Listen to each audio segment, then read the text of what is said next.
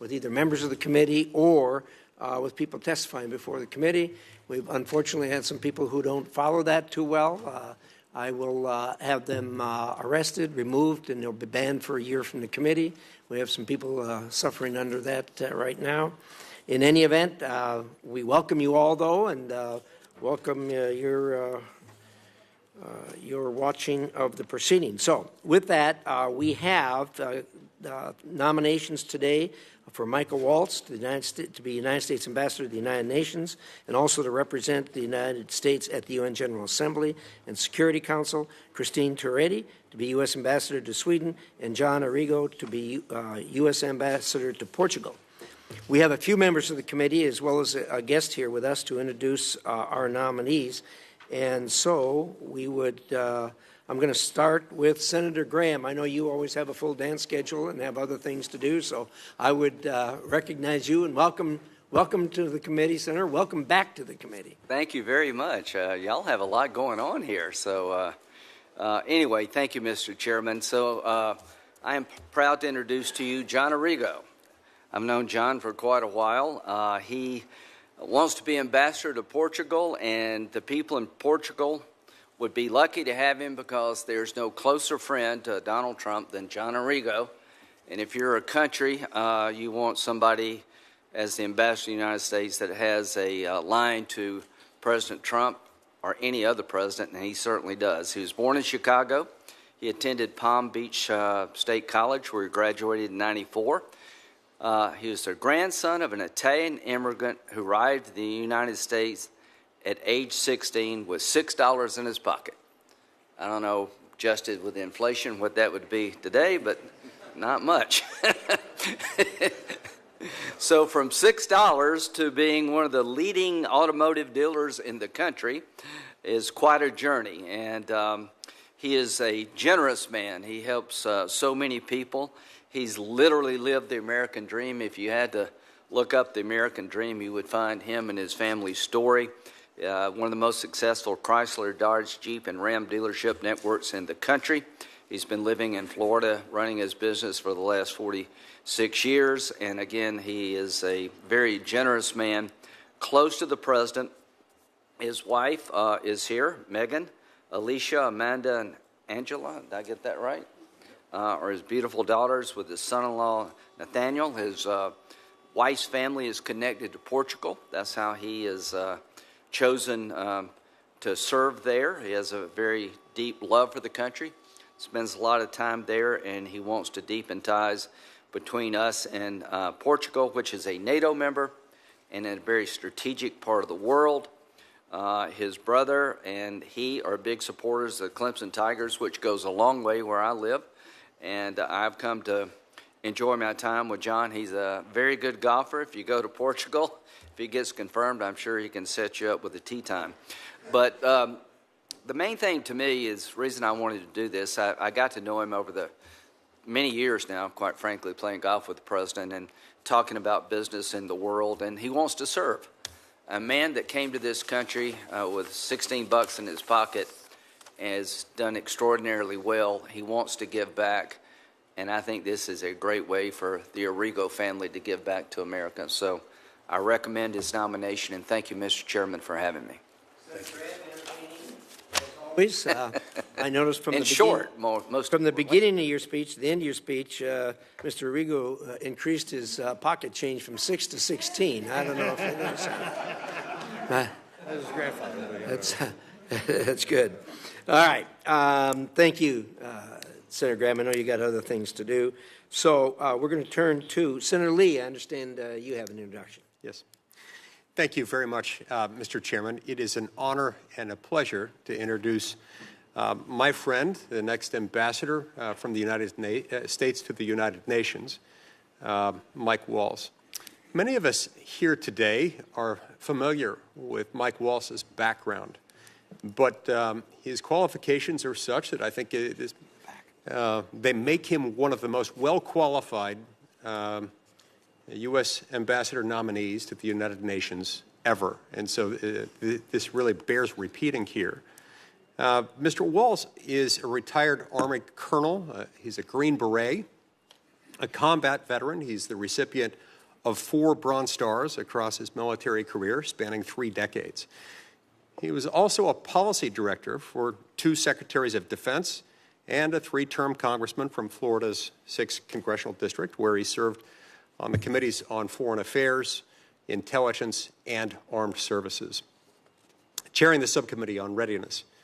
And it was in that capacity where I started getting to know him better a few years ago, as he and I were working together on an effort to bring back a U.S.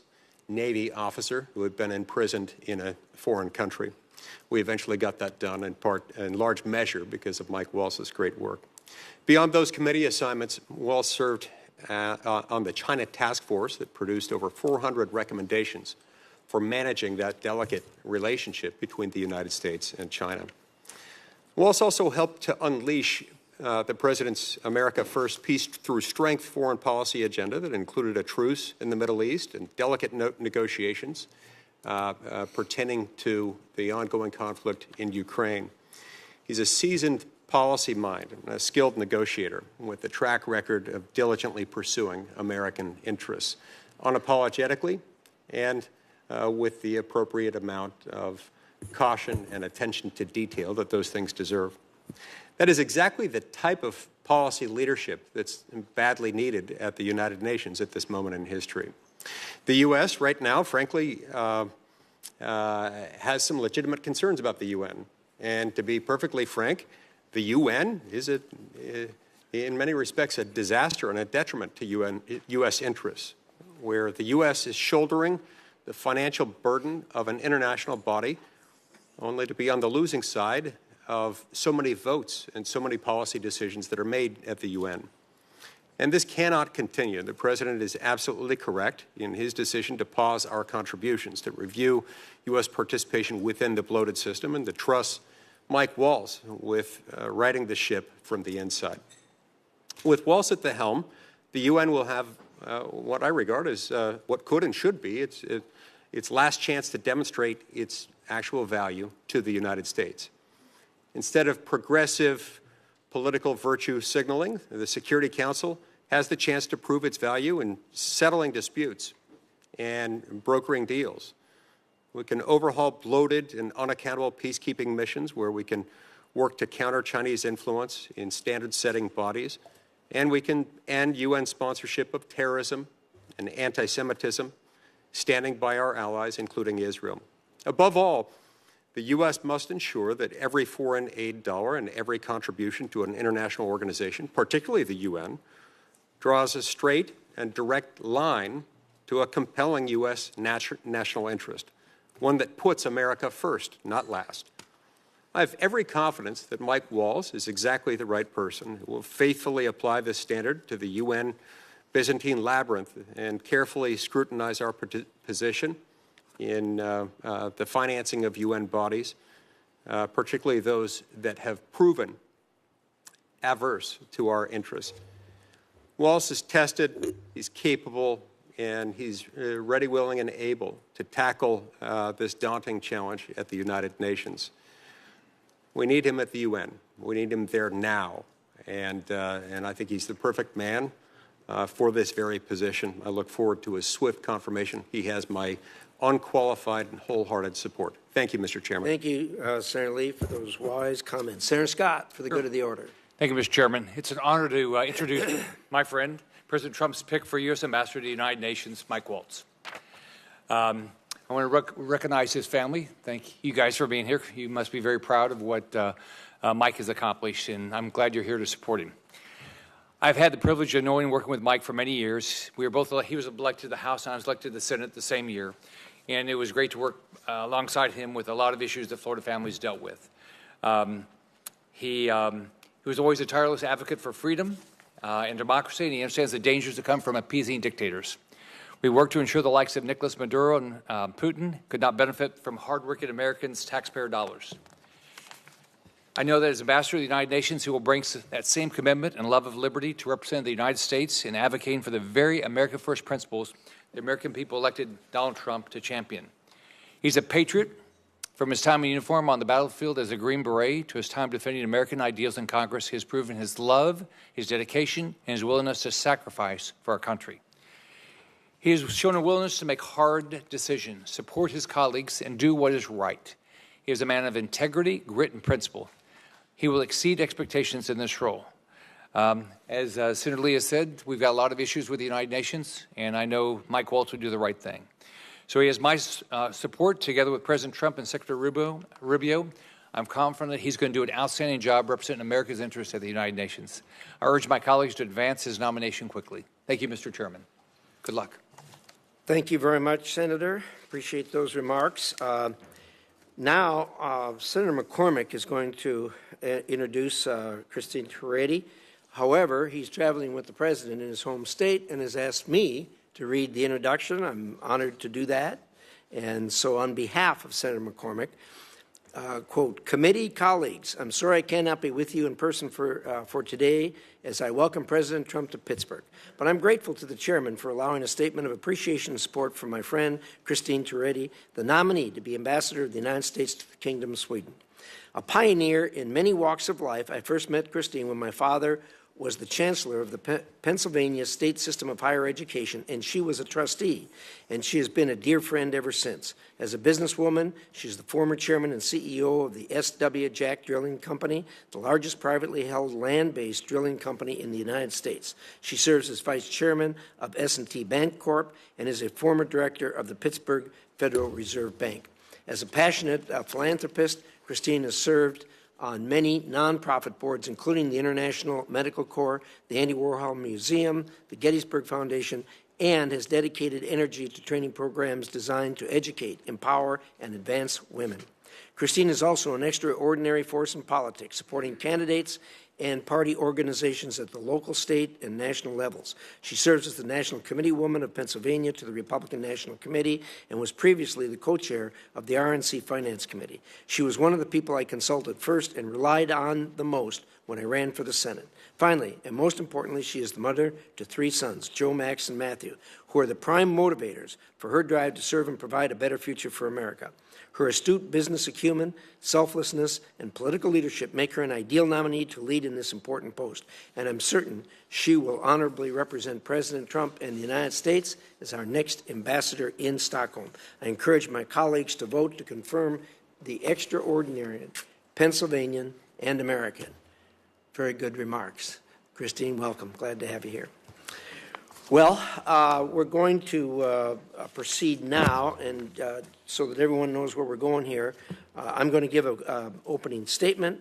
I'm going to then yield to Senator Shaheen, who will do likewise, and after that we'll hear 5-minute presentations. Hopefully you'll keep it to 5 minutes or thereabouts of our nominees. If you want to go beyond 5, we've got a lot of room in the record to publish your remarks, so feel free in that regard. After that, we'll open it to a round of 5-minute questions, and with that, I'm going to proceed. So, thank you again to our witnesses and your families for being here with us today, and for your willingness and your family's willingness to help you serve this country at such a pivotal time. Mr. Waltz, you come to us with a breadth of experience in Congress, our nation's military, and the executive branch, which has been detailed already here this morning. This experience will serve you well as you take the lead at one of our most critical diplomatic positions as ambassador to the United Nations. The UN is always a challenge and desperately needs reform, which we've been unable to accomplish so far. Your pragmatism and patriotism is sorely needed in New York because, as you know, there is a lot of anti-American sentiment at the UN.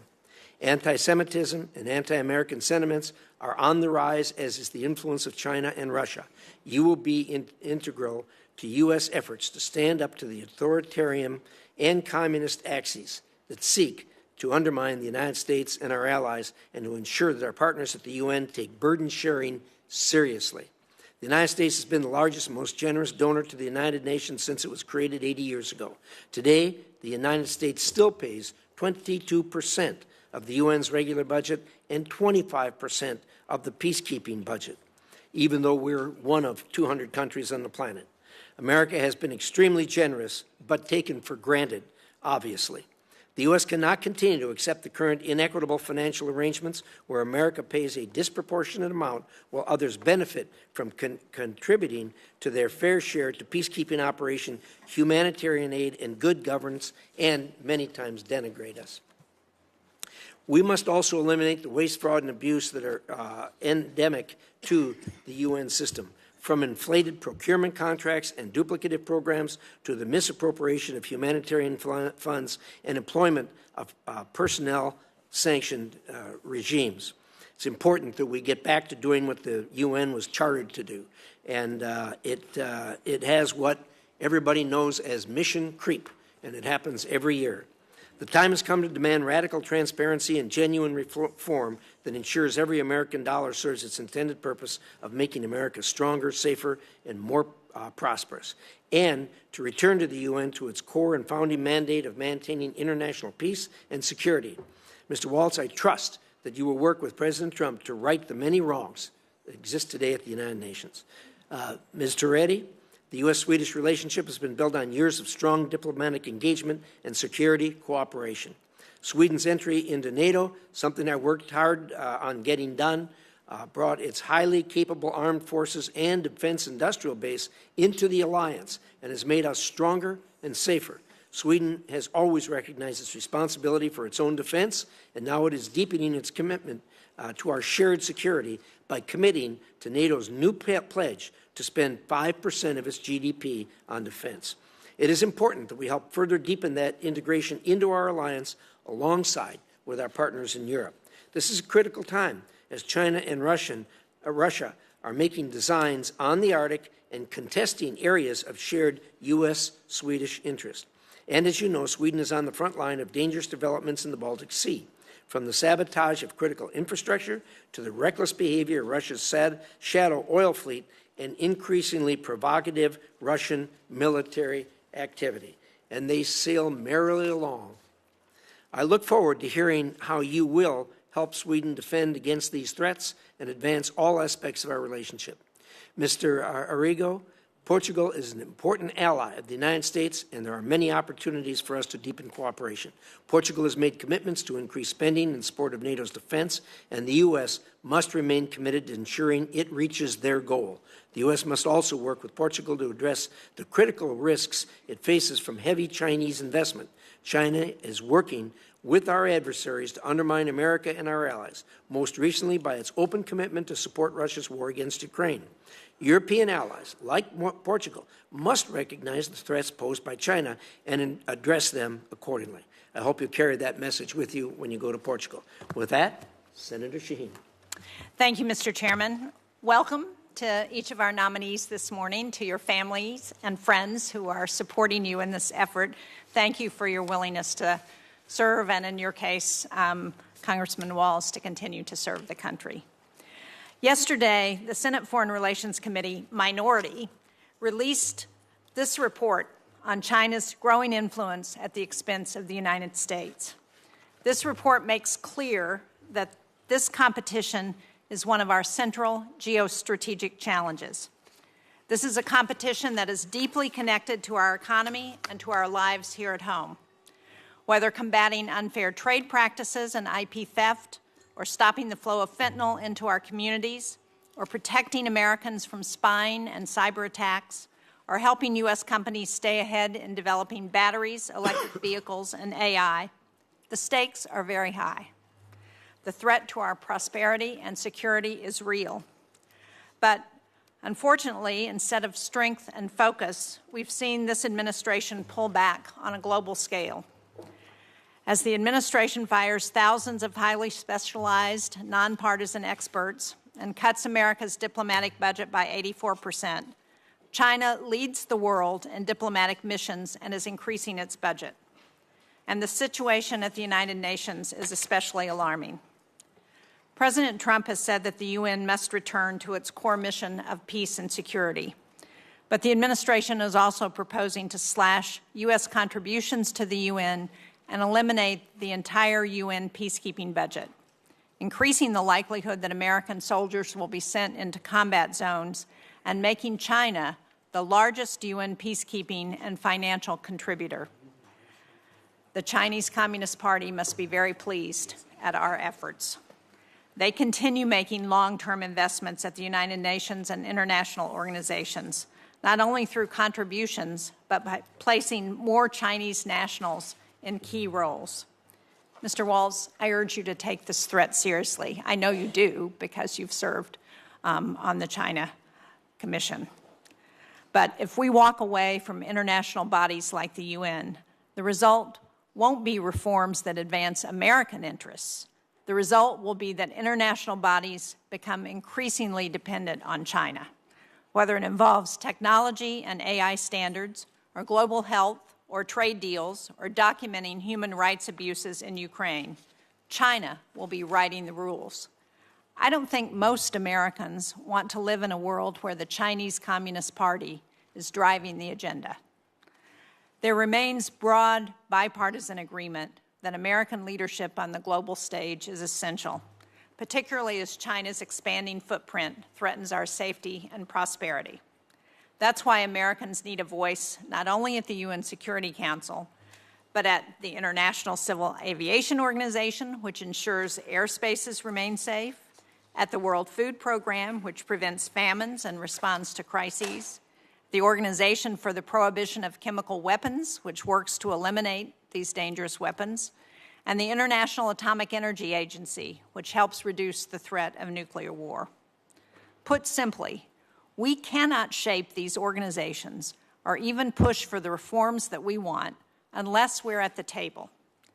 Mr. Waltz, if confirmed, I hope you will work with this committee to preserve America's ability to lead, to compete, and to shape the future on America's own terms.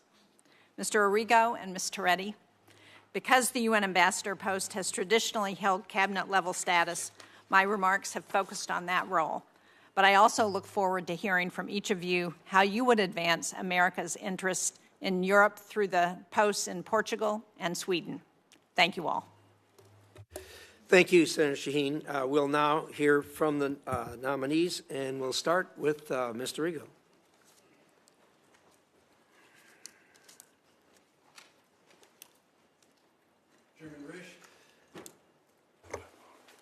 Chairman Risch, Ranking Member Shaheen, and members of the committee, thank you for the opportunity to appear before you today as President Trump's nominee to be the United States Ambassador to the Portuguese Republic. I'm enormously grateful and honored by the confidence President Trump and Secretary Rubio have placed in me.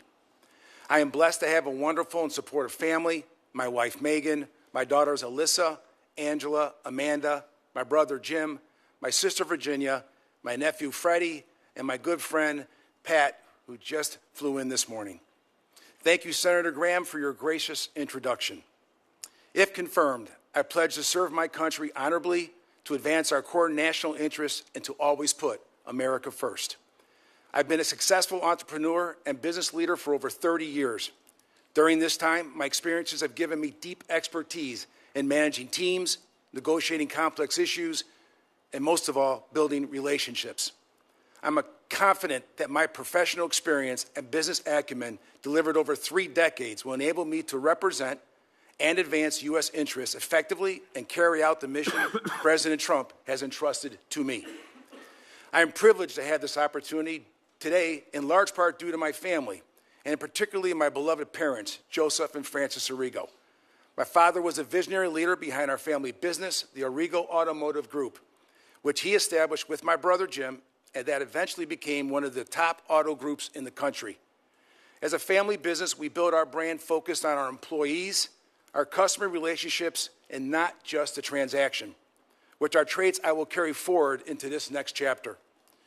My desire to serve as ambassador and advance our core national interests are born out of the recognition of how my family and I have been blessed by the privilege of being citizens of this great nation, and now I have the opportunity to give back to my country.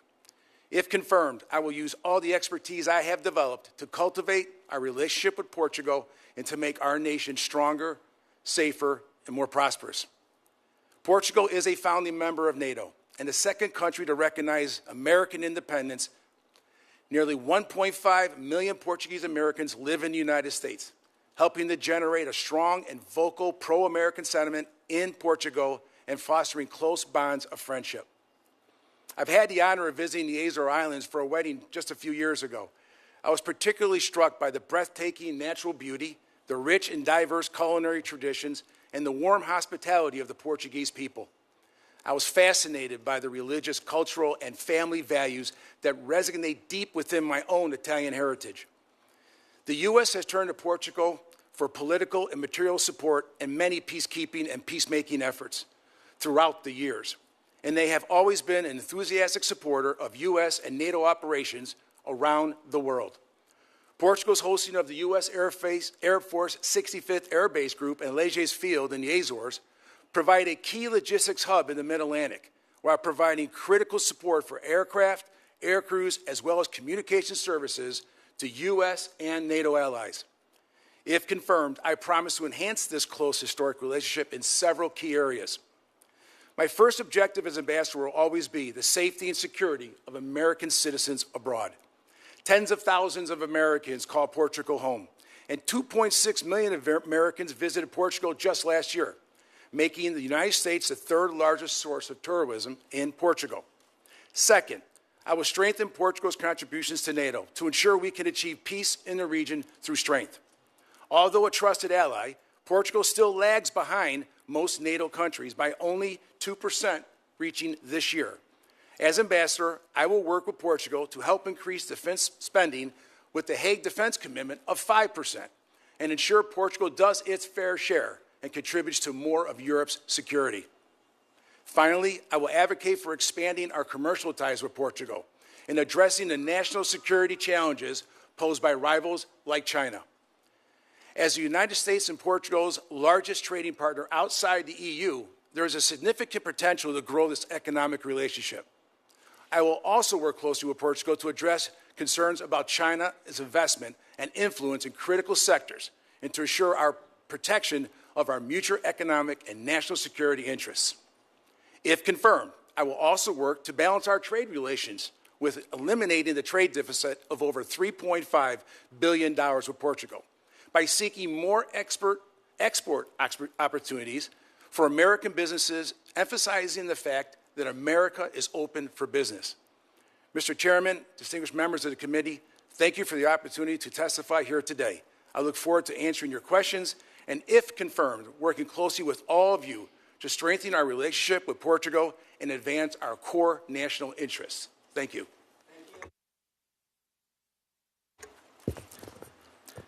Thank you, Chairman Risch, Ranking Member Shaheen. It's my honor to be here as President Trump's nominee for the United Nations. First, I also want to thank my family, especially my wife, Julia, herself a fellow combat veteran and accomplished diplomat.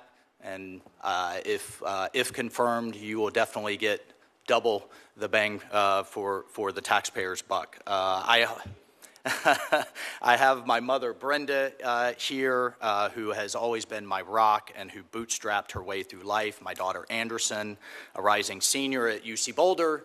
And I have spared the Capitol Police, our 3-year-old son, Army, and his energy. I think they may have a hard time keeping up with him. But I also want to especially thank my fellow Green Berets, SEALs, veterans, and particularly the Gold Star families that are here today. We have had each other's backs through wars shaped by decisions made in this building. I promise to keep them and to keep all of you in mind as we support President Trump's focus on peace through strength. So our experiences obviously shape how we approach these positions. And for this one, my experience as a Green Beret serving alongside NGOs, development agencies, the UN, out in the field, in Africa and the Middle East, has certainly shaped my view.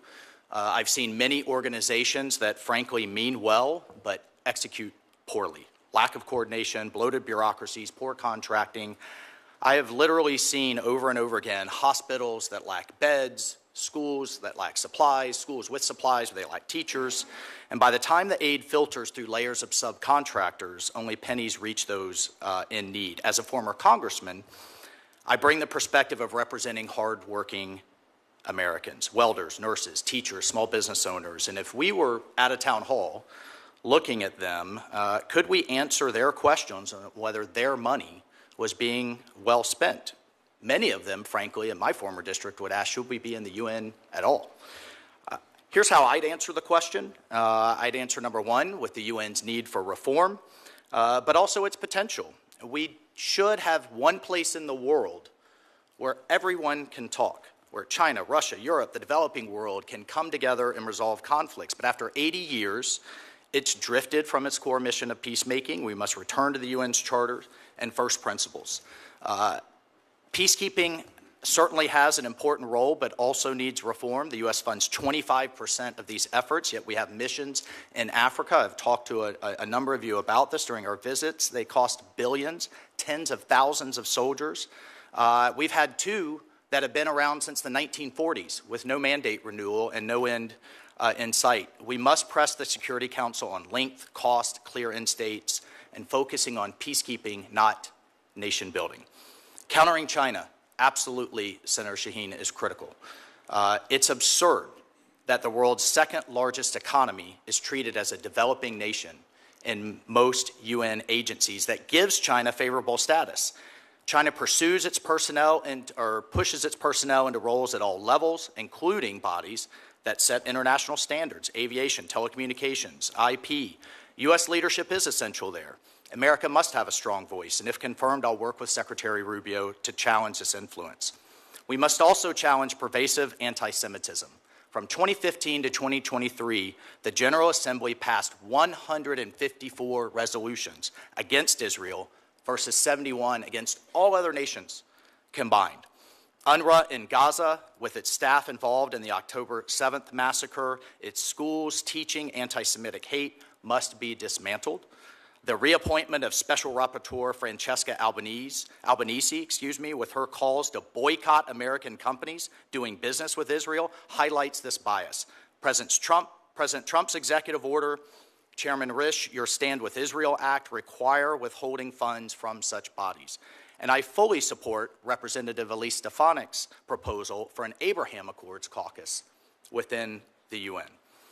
Regarding budget, the UN's overall revenue has quadrupled in the last 20 years, yet I would argue we have not seen a quadrupling of world peace. It has not been commensurate. The U.S. pays more than 183 countries combined. Meanwhile, 28 countries contribute just $37,000 and $5,000 to peacekeeping. The UN has ballooned to over 80 agencies with overlapping missions that waste resources, and if confirmed, I'll push for transparency, like what we're seeing in the Secretary General's UN 80 reform plan, calling for a 20% staff cut. It's worth remembering that despite the cuts, the U.S. is by far the most generous nation in the world. And finally, the UN's radical politicization. Such reports as, quote, stolen Native American land, reports and investigations, quote, called the George Floyd mechanism, labeling American police in America systemically racist, with input from countries like Cuba and Venezuela, it's unacceptable. Mr. Chairman, Ronald Reagan once said the UN can, quote, solve problems or spread discord. He said the choice is ours. In just 6 months, President Trump has brought dozens of hostages home, justice for our Abbey Gate Gold Star families, secured the border, denied Iran a nuclear weapon, brought ceasefires to conflicts in Africa, the Middle East, and Asia. Yet there is still tremendous work to be done.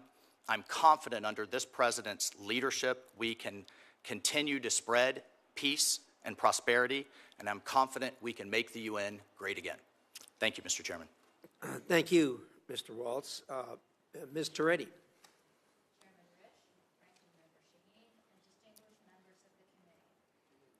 Honor to appear before you today as the nominee. Should I start again? We heard you. Go ahead. I'm pretty loud. It's an honor to be here today as the nominee for ambassador to the Kingdom of Sweden. I'm deeply grateful to President Trump for the trust and honor he has placed to me with this nomination. I am committed to serving the United States with dedication and integrity, and I look forward to working closely with the esteemed committee to advance our nation's interest in Sweden. It is a humbling experience indeed to be nominated for a position such as this, Yet I sit before you today prepared to share with you how my experiences in business, philanthropy, and public service have prepared me for this moment. Before going further, however, perhaps my greatest accomplishments are what I consider to be my greatest gifts. My sons, Joe, Max, and Matthew. I am proud of the men they have grown up to be. The three of them are my pride and joy, and my concern for their future was the primary motivation which compelled me to political activism many years ago. And I am so glad to have my son Matthew here with me today.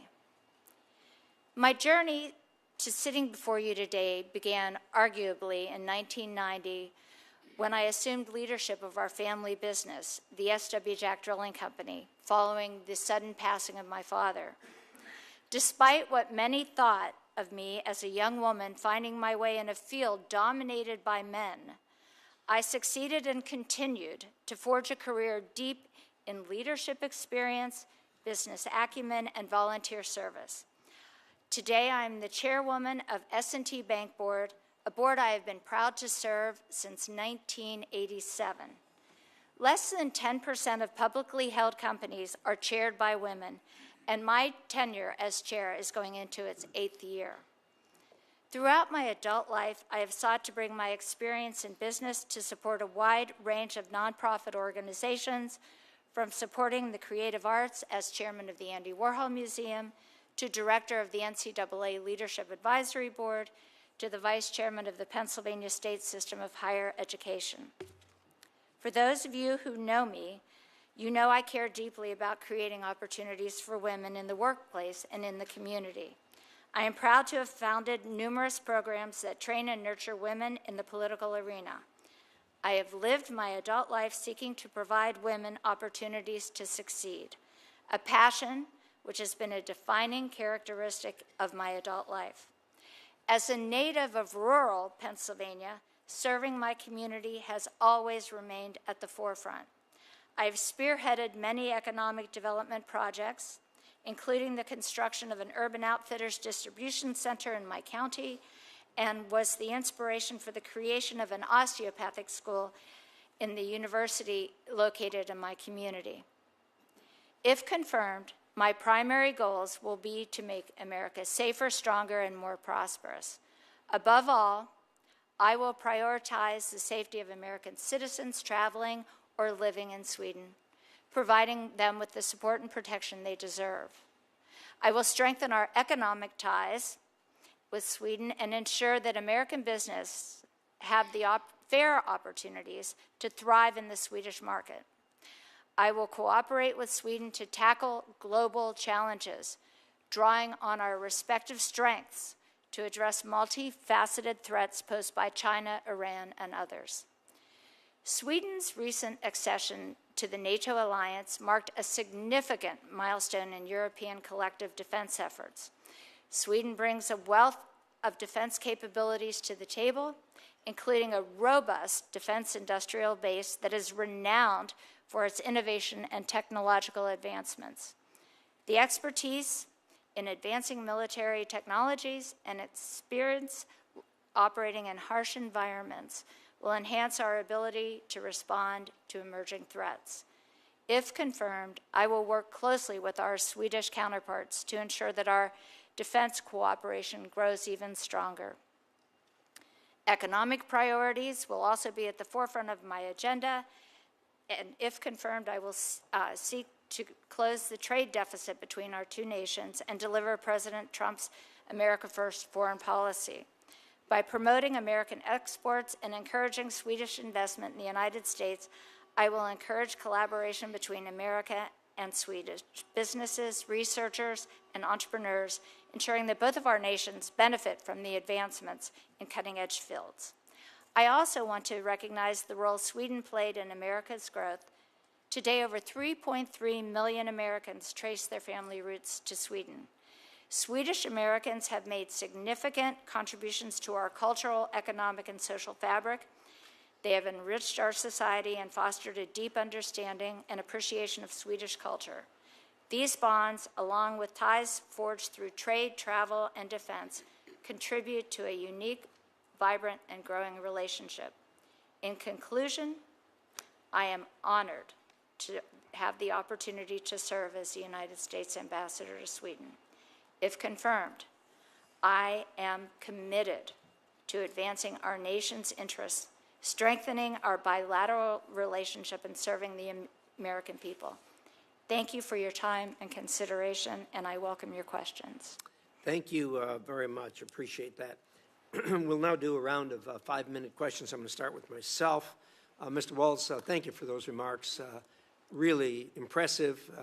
Clearly, you have a good handle on what you're facing up at the UN, undoubtedly as a result of your service in the House and head of NSC. But I think you laid this thing out absolutely black and white. It's amazing to me that the American people get this a lot better than the members of Congress do, it seems like to me. We've had some towns in Idaho that for many years had a sign outside that said Kiwanis meets at such and such a time, and this group meets at such and such a time, UN-free zone. And they got it. There isn't a lot going on right now that is helpful to us. I met with Secretary Guterres, comes in all the time to check the box, I guess, and I go over with him, and he gets pretty disgusted with me when I say, "What are you doing?" And he ticks off, "Oh, we're passing out food here." "Yeah, that's our money." "What else you doing?" "Well, we're keeping peace." "Well, yeah, that's our money." And you go along and say, look, let's go back to the founding document that talks about keeping countries from trying to overrun other countries. What are you doing there? You can't even pass a resolution condemning what Russia has done. What good are you? We're spending all this money. What are we getting for it? You know, and then, of course, when you get things as atrocious as the fact that taxpayer money, there were people who who went with Hamas, members of Hamas, that invaded Israel and murdered people and took hostages that were on the payroll of UNRWA, which is on the payroll of the UN, which is on the payroll of United States taxpayers. I mean, it's just outrageous. You got a heavy lift there, and of course, we all know what China's doing with their penetration. Your thoughts? Well, thank you, Mr. Chairman. I appreciate that. I share your concerns. The President, Secretary Rubio share your concerns, and these are the concerns of our constituents. How are we going to be great stewards, the best stewards we possibly can be of their money, their hard-earned money? There's a number of reviews underway and that have been underway to take a good look at that, and how do we get the UN back to basics. There is good and meaningful work to be done. And I would be honored, if confirmed, to go represent the United States there. We have the snapback sanctions with Iran that Germany just invoked as part of the JCPOA because of Iran's violations of its obligations under the Nuclear Proliferation Treaty. Of course, we have the bold opening that the President announced in his trip to the Middle East and led, and the opportunity in Syria that we have to watch very closely, but we have a number of sanctions that we need to lift there in order to realize those opportunities that many in the region are looking forward to engaging on. And I have to tell you, person after person, official after official said, can we get some leadership up there to roll those sanctions back that the President has now done under his executive order so that we can prevent Syria from devolving back into chaos. Of course, we have a number of peacekeeping missions that all too often these mandate renewals, which typically happen every year. I mentioned two that are just open-ended that have never happened. Those are opportunities to get better results, frankly, and to question those things that I laid out. How long, how much, what are we going to accomplish? And then, of course, we have the General Assembly, the world leaders assembling this September. So if confirmed, there is a lot of work to be done. I do think there's some goodness to be done, but it must come on the back of major reform. And I've sat in many House hearings where we've talked about reform. We don't see it implemented. I think under this President's leadership and under this Secretary's leadership, it's time to get to work. Good thoughts. I have, well, Mr. Arrigo, I'll take a quick run at you. You know, people in America seem to have a pretty good view of Portugal. We've had a good relationship with them. They appear to be a good friend. They got a couple of soft spots, obviously. Number one, China's got the deepest penetration of Portugal than any country in Europe. And the second thing is they can't even get to the 2%, let alone the 5% that we're demanding now. You're going to have to get them there and hopefully bring them to their senses in dealing with China. Your thoughts?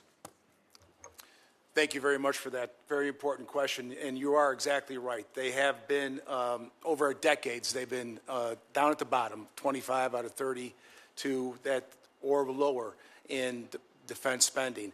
It would be my job to see if we could sit down and come to the table with the military modernization that they need so desperately. Their F-16 fleet is quite aging, and I think the F-35 program would be one of my top priorities. I believe if we could sit down and come to an agreement there, that would push them right to the top and then over on their way to the 5%. When it comes to China's involvement, you're right. I've noticed as a private citizen, I've done some reading where is it right to have some of the largest companies in China be owning some of the energy companies in Portugal? Is it right to have construction companies owning some of the largest CCP companies owning some of the largest construction companies in Portugal? That probably would need to be discussed. So if confirmed, I would like to sit and discuss all the threats that we have between the energy sector, the construction, and the defense spending with Portugal to get them to do their fair share. Thank you. Senator Shaheen. Thank you, Mr. Chairman. Excuse me. Mr. Waltz, these last few months have illustrated how China is all too eager to take advantage of our disengagement at the UN and around the world. And while we may not all like what some UN institutions do, if we aren't at the table, we can't influence the agenda. So do you agree that if confirmed, a central responsibility of your role at the UN will be to ensure that the United States is present, able, and willing to counter the PRC's growing influence at the UN? Thank you, Senator Shaheen. I appreciate the question. I agree it's absolutely critical. And if confirmed, yes, I agree. I will take just a second to point out, under the first Trump administration, under the 2018 National Security Strategy, he really led the pivot, which I think pivoted the entire national security apparatus in Washington, D.C., away from the Middle East, away from counterterrorism, not as a zero sum, but to focus on the near-peer threat that China absolutely is. And then just in this administration, Secretary Rubio's first trip was down to Panama to address what we've all heard, hearing after hearing, an encroachment on the Panama Canal, a strategic waterway. Panama is now the first Latin American country in decades to back away from the Belt and Road Initiative. The malicious behavior, but also the potential of the Chinese Communist Party, the malicious behavior, the potential of the relationship, I should say, will be top of mind for me. I know it is for the Secretary and the President. I agree with you, Congressman. That's why I find it so puzzling that there's been no coherent strategy for how to address China within this administration. There's no consistent messaging. If you look at where China is moving in, where the United States has moved out, within days of our shutting down of USAID and foreign assistance programs, China was already labeling the United States as an unreliable partner. Within months, China has moved in to so many of those foreign assistance programs that have been shut down, that had been operating for years to provide a role for the United States in so much of the world. And we have packed up our bags and gone home, and China's there. They're on the ground.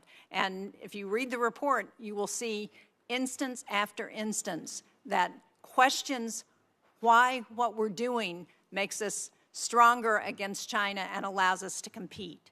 So let me ask another question about the UN, because this administration has outlined a host of cuts to UN and its sub-agencies. It makes no secret of its disdain for multilateral institutions, but I haven't seen a plan from the administration on how it intends to push back against the PRC's influence. So can you describe how you think we should be doing that? Thank you, Senator Shaheen. Just a few points to address there.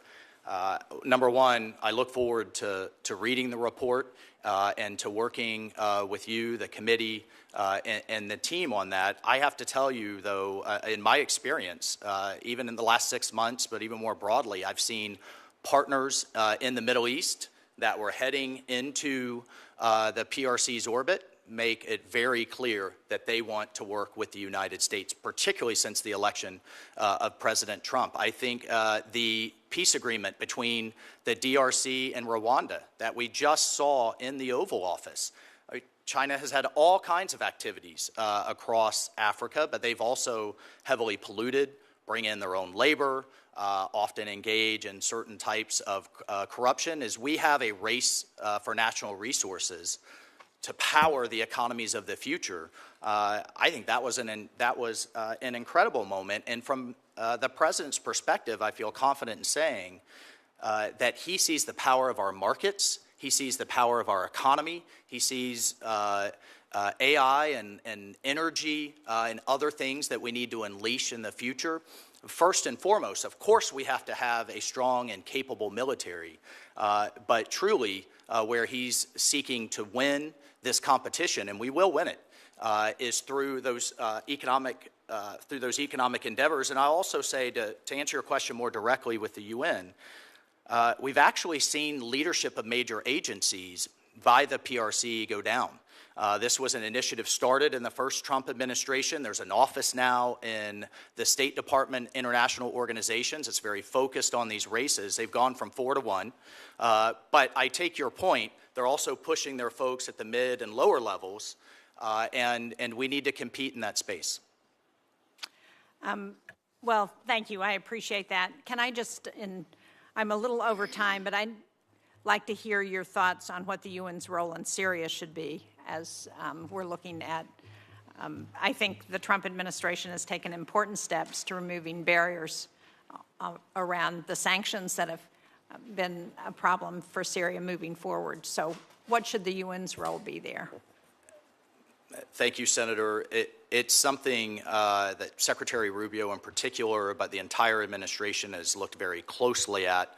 I mean, since we had the fall of the Assad regime during the transition, I actually think it was a bit of a good news bipartisan story on how everyone worked together to make what has been a bold step in the president lifting sanctions. So to answer your question directly, first and foremost, if confirmed, is to work with our allies and partners. We have literally years and layers of sanctions that were intended for the Assad regime, counter-Iranian influence, and as the Saudis, the Emiratis, our Gulf Arab allies, the Turks in particular, under now the leadership of Ambassador Tom Barrack, I think there's tremendous opportunity there, but we have a moment. It almost reminds me of kind of the post-Libya phase, where we have a moment that we can seize, or if Syria devolves into chaos, I think it could pull the region with it. But right now, it's a moment of opportunity, and I hope to complement both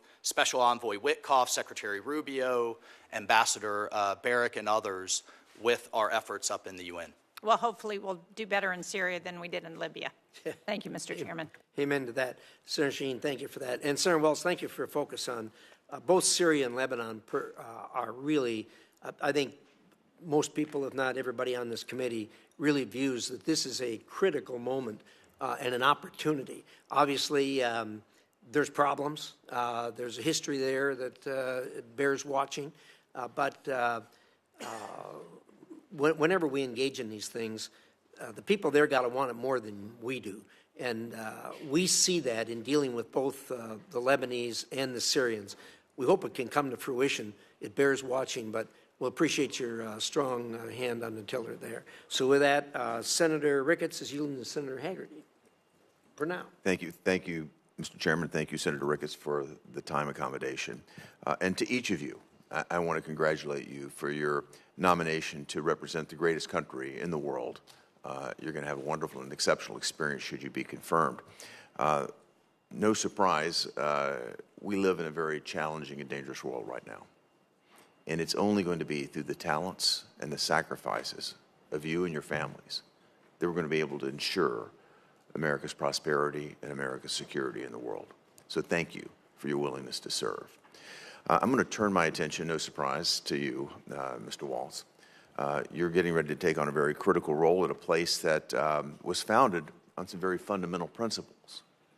You think about the principles of the UN and its founding: freedom, peace, human rights. Those are the founding documents. That was in the Charter of the United Nations. Today, what we see happening at the UN is far divorced from those founding principles. Instead, what we find is an overly politicized organization, one that tends to criticize and work against the interest of the United States and its allies, and frankly, one that actually supports authoritarian regimes in many cases, advancing their interest over those of the United States. As our chairman mentioned, we're the largest donor. The United States is the largest donor to the UN. Yet, at the same time, we're not getting the type of results we see. And I'm going to cite the example that you brought up, Chairman Risch. What happened on October the 7th? That was an absolute disgrace when we found out that people on the United Nations payroll were actually involved in the Hamas attack. Yet what happens from senior leaders at the UN? They use every opportunity they possibly can to criticize Israel. Yet at the same time, they diminish the role of their own personnel in those attacks. It's absolutely shocking to me. And what I'd like to hear from you, Mr. Waltz, is what are, a two-part question actually, what are the most important challenges you see at the UN that we face as a nation, that the United States faces at the UN? And then two, what is your intention to address those challenges? Thank you, Senator, and I certainly share those views. I think first and foremost is we need to drive reform. As I've shared with a number of you during our office visits, I understand there is concern about the President's budget request, but I see it also as a moment of opportunity. If you look at when reform has actually happened, not talked about, not the rhetoric, it is when the United States has said, you know what, we need to actually see things before the U.S. taxpayer continues to write checks. We saw it in the late 1990s with led by Senator Jesse Helms that turned into the Helms-Biden legislation. We saw it in the early 90s, and that resulted in at least something approximating an inspector general, although I think we still need a heck of a lot more reform in that regard. So we need those reforms to continue forward. I do not think Secretary General Gutierrez would have his UN 80 plan already on the table if he didn't take President Trump very seriously and Secretary Rubio very seriously. And, you know, if we're looking at cutting 20% of their staff, Senator, there's over 20,000 staff just in the Secretariat. And these are in pretty expensive places like Geneva, Vienna, Rome, New York. They need to be closer to the field, and I think they need to be a lot more efficient. And I mentioned the things that are pending in terms of Syria, Lebanon, Iran, and what have you, and certainly our counter-China efforts. Those will all be top of mind. Well, I appreciate your focus on what is obviously a bloated organization, one that's missing the mark at every turn and frankly has been misguided in so many directions. I'd like to pick up on a particular point that the ranking member raised, and that has to do with China and its malign influence there at the United Nations. What I've seen China do is essentially weaponize the UN in certain instances to be able to advance their own ambitions, to be able to do this, frankly, at the expense of the United States' interests. And again, I'd like to hear what your thoughts are in terms of what you might do to specifically address China's malign influence and make certain that the United States' interests are held in priority. Thank you, Senator. Absolutely. I think first and foremost, as I mentioned in my opening remarks, the favoritism that the second largest economy and our competitor receives by being treated as a developing country, one, it aligns with the G77, which is a collection of countries, many of whom actually are top recipients of U.S. aid, except their voting coincidence rate with us is at the bottom. Two, for example, the World Bank classifies China as an upper middle-income country for the past 15 years. They continue to make concessionary loans to China funded by the U.S. taxpayer. That's one of a number of examples. They're pursuing an AI agenda.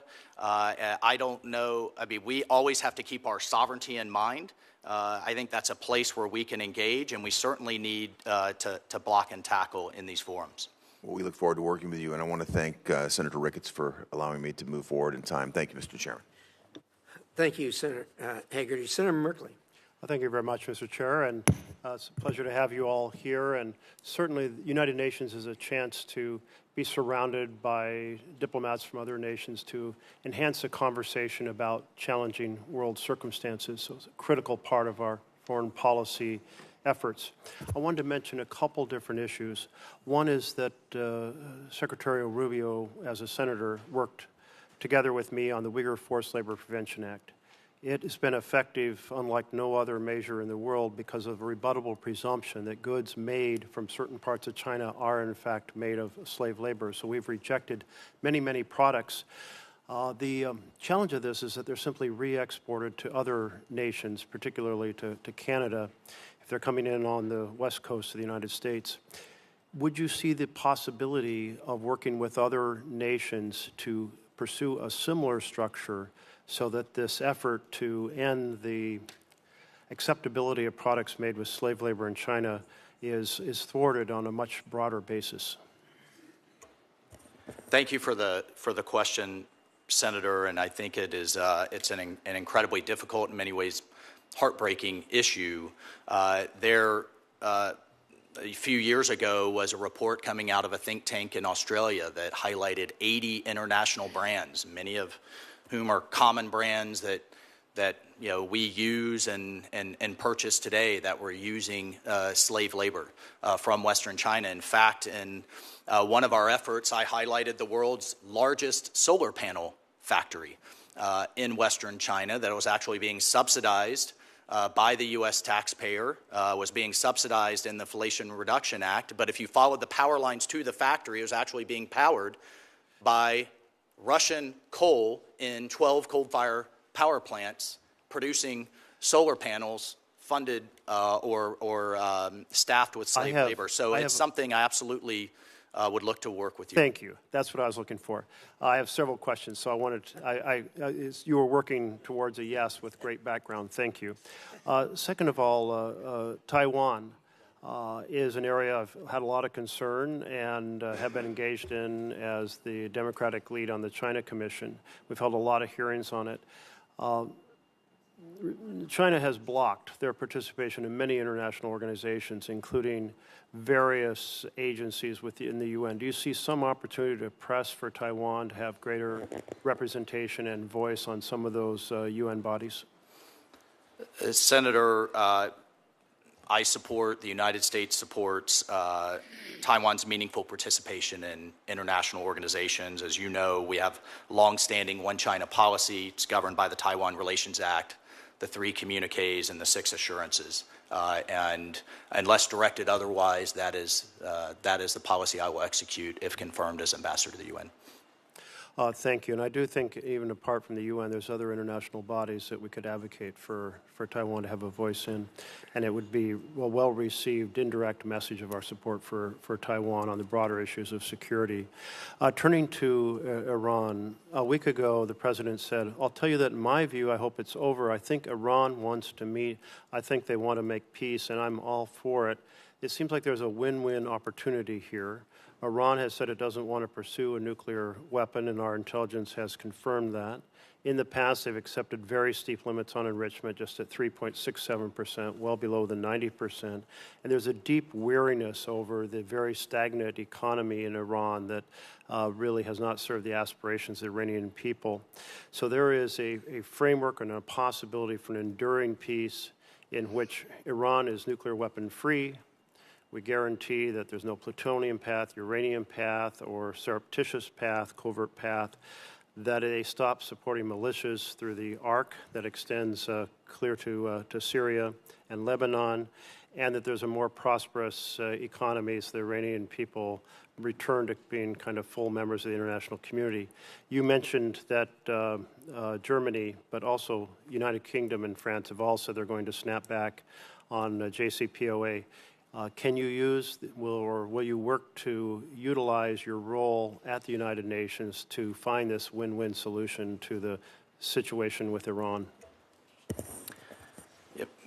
Thank you, Senator. And when just to clarify, when I mentioned Germany, my understanding is Germany is actually, as part of the E3, has actually triggered the mechanism. As you know, there is a multi-week cure period and then another 30-day period before the snapback provisions expire on October 18th. So if confirmed, yes, I would fully engage in that process and have been working with our allies, as has Special Envoy Witkoff and Secretary Rubio. To Iran, I mean, first and foremost, I think we need to recognize and thank our amazing B-2 pilots, everything and everyone that worked with them, from maintainers, refuelers, to the intelligence community, to make sure Iran can never have a nuclear weapon, which the president has been clear on his goal for quite some time. In terms of negotiations, the president has made it very clear that he hopes for a better future for the Iranian people. I think we all do.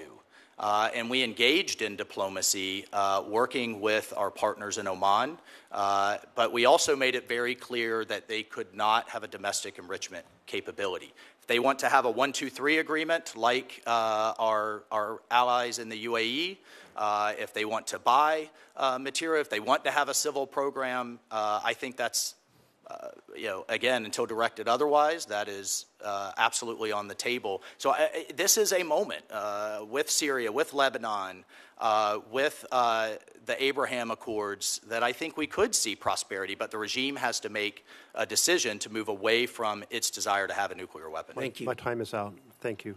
Thank you, Senator. Thank you much, Mr. Waltz. You're correct. The problem is not with the Iranian people. The problem's with the Iranian regime. We wish they could move away from that. In any event, Senator Ricketts, you're up. Great. Thank you, Mr. Chairman. Thank you to all of our nominees, and congratulations on your nomination, and thank you for your willingness to serve our great nation. Mr. Waltz, I'm just going to go pick up with where Senator Merkley left off. You mentioned that Germany has triggered the snapback sanctions. My team was just doing some quick research to try and find that. We couldn't find any mention of that right offhand, but it is hugely important that the E3 get those snapback sanctions. You know, the air campaign by Israel and the successful attack by, as you mentioned, our bombers to be able to hit those key nuclear facilities was really, really important in hampering Iran's ability to have a nuclear enrichment program. But it's not the end of the story. We've got a lot more work to do. Iran is still out of compliance with their obligations under the JCPOA, and they are not allowing the EA inspectors to be able to get into those facilities, so they're in violation. It's absolutely critical that the E3 do those snapback functions. Will you commit to working with them to push them to get that snapback in place? And as you mentioned, that deadline of October 18th, because of the cure period you were also mentioning, it's really more like September where they really have to get this done. But as UN Ambassador, if you're confirmed, will you push them to get this done? Thank you, Senator. And if my mention of Germany was from open source reporting, so if that was an error, then that was. Well, it's good news if it's true. If it's actually, but we've also sure it happens. Spoken to the United Kingdom and France as well, and I have full confidence that they will work with us. We've had these conversations literally through the transition and over the last 6 months. The second executive order the president signed was to reinstitute maximum pressure on Iran, but you raise a fantastic point in that we need to get those inspectors back in there with the IAEA, and it is obviously notable that the June report from the IAEA was the first censure of Iran for its non-compliance in quite a long time. And one of the things Iran always says is they want this program for peaceful means, yet there's no reason they need to have an enrichment program to have a civilian nuclear program. 23 other nations are doing it without having enrichment facilities. We need to continue to push that the only way we can guarantee they cannot get a nuclear weapon is if they do not have an enrichment facilities. Would you agree? I would, as both the president and the secretary have said, Senator, and I think that the most amazing aspect of this episode was that the president truly sought diplomacy first. he took bold and decisive action along with our ally Israel, and then immediately returned the situation right back to a ceasefire to again engage in diplomacy. So when President Trump says he puts diplomacy first, I've seen it firsthand, and I would be honored if confirmed to continue to participate in it. Well, let's talk about one of our best friends in the Middle East, certainly is Israel. And you mentioned in your opening remarks the anti-Semitism that is just rampant in the United Nations. And I think you gave the stat that there were more resolutions targeting Israel than all other nations combined by double. And it's just stunning what the United Nations has done. So as the UN ambassador, if you're confirmed, what specific actions can you take to shut down this anti-Semitism at the UN and the anti-Israeli basis? What's going on? Well, thank you, Senator. And it is pervasive. I could probably spend the rest of this hearing, sadly, highlighting the anti-Semitic activities, one aspect of which is known as Article 7 in the Human Rights Council, Israel is the only nation with a standing mandate to highlight its, quote, human rights abuses every single meeting, and it's been going on for decades. I mentioned the number of resolutions just this year. We're on track for that same type of disparity in 2025. I support the Secretary's call for sanctions on the Special Rapporteur, Francesca Albanese. I think she is the poster child for anti-Semitism in the UN. And I think we have to take a step back and address and work with both Israel and work with our allies on why this continues to happen. I understand the humanitarian crisis in Gaza, but I will say over and over again, if Hamas would lay down their arms, if they would surrender, if they would stop sacrificing their own people, the fighting would stop today. And I am confident in working with Israel in that regard. Well, I think your last point was spot on, and I have seen nothing out of the UN calling on Hamas to surrender, because that is exactly how this conflict would end, and the people in Gaza would be able to start looking for a better way of life once that terrorist organization surrenders. So push the countries of the UN to come down very clearly that they can best serve the people in Gaza by getting Hamas to surrender. Thank you, Mr. Chairman. Well said, Senator Ricketts. Senator Murphy. Thank you very much, Mr. Chairman. Thank you all for being here. Mr. Waltz, the UN doesn't have a conventional army. It's got peacekeepers, but there's no aircraft carriers. There's no air force. This is a place where smart power matters, right? This is a place where we invest in things like diplomacy and humanitarian aid and economic development to try to stabilize the world. I think what worries me about your fit for this position is that while you were at the National Security Council, you oversaw the dismantling of many of our most important smart power tools in the U.S. foreign policy toolkit. A lot of conversation has happened on this committee about what has happened to USAID, our ability to influence the world through economic development and humanitarian assistance, but not as much conversation has happened about the attempted destruction, I think led by an NSC process, of our information and media operations around the world. This administration, while you were at the NSC, essentially shut down USAGM, which is the umbrella agency for our global media operations, fired 92% of the staff, announced plans to shut down Radio Free Europe and Voice of America. That they're only open today because of court orders. The administration does not support the Global Engagement Center, which is also now shut down, which was the State Department's ability to try to work with partners around the world to counter Chinese propaganda and Russian propaganda. I mean, listen, we were already having circles run around us by Russia and by China predominantly, even before the administration went forward with this essential destruction of our existing information and counter-propaganda capacity. So maybe just share with me, while you were National Security Advisor, why did you believe that it advanced U.S. national security interests to shut down our most important agencies that try to win the information war, which is a war that, whether we like it or not, exists in this world, and we're not fighting it today while our adversaries are?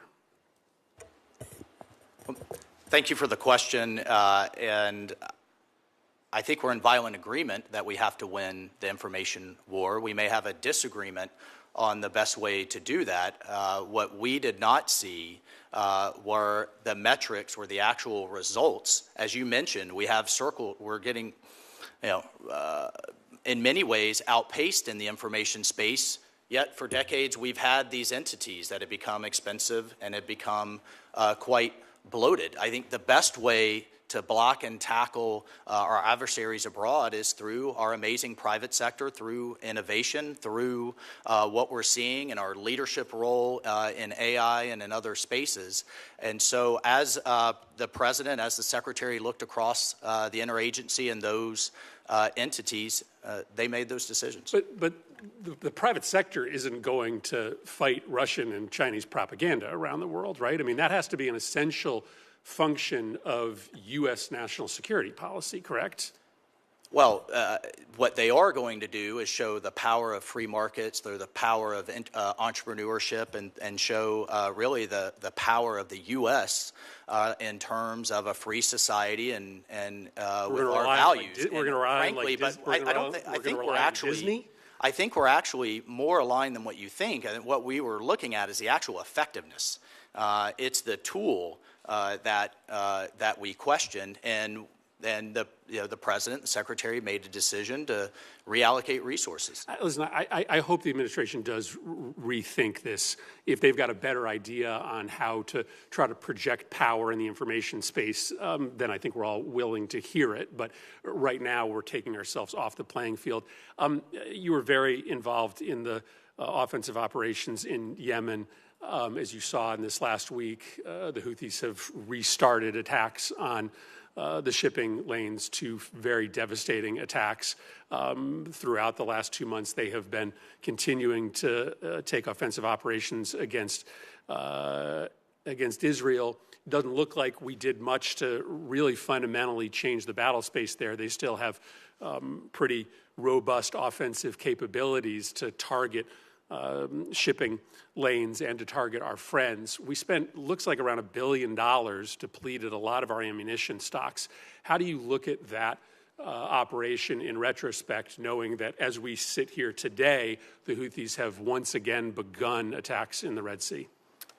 Well, thank you, Senator, for the question. I think we also have to look at it in the context of, from the figures that I've seen, a 20 to 30% increase in shipping through the Red Sea, an increase in revenues through the Suez Canal, and what we do not have are our warships being used as target practice by the Houthis, was what, frankly, we had in the last administration. Now, do we need to work to make sure that's enduring? Perhaps the Houthi leadership hasn't fully gotten the message, but I would defer to Secretary Rubio, Secretary Hegseth, and the President on the way forward there. Thank you, Mr. Chairman. Thank you, Senator Murphy. Senator Barrasso. Thanks so much, Mr. Chairman. Well, congratulations to all three of you. Mr. Waltz, thanks so much for coming to my office yesterday, and enjoyed the discussion. I know you're going to do a terrific job representing our nation's interests at the United Nations. We are the largest financial contributor to the U.S. We've contributed, $13 billion to the United Nations the last fiscal year. As the U.S. Ambassador to the UN, you're going to need to closely examine how American taxpayer funding is being used by so many of these international programs. Can you talk about your commitment to reviewing every dollar going to the UN to ensure that our taxpayer dollars is being used wisely? And I mean, if I recall, you had a list yesterday of just some amazing places that I think taxpayers would be really offended to see that their taxpayer dollars were going to through the United Nations. Could you share some of that information with us? Thank you, Senator, and I always appreciate our time together.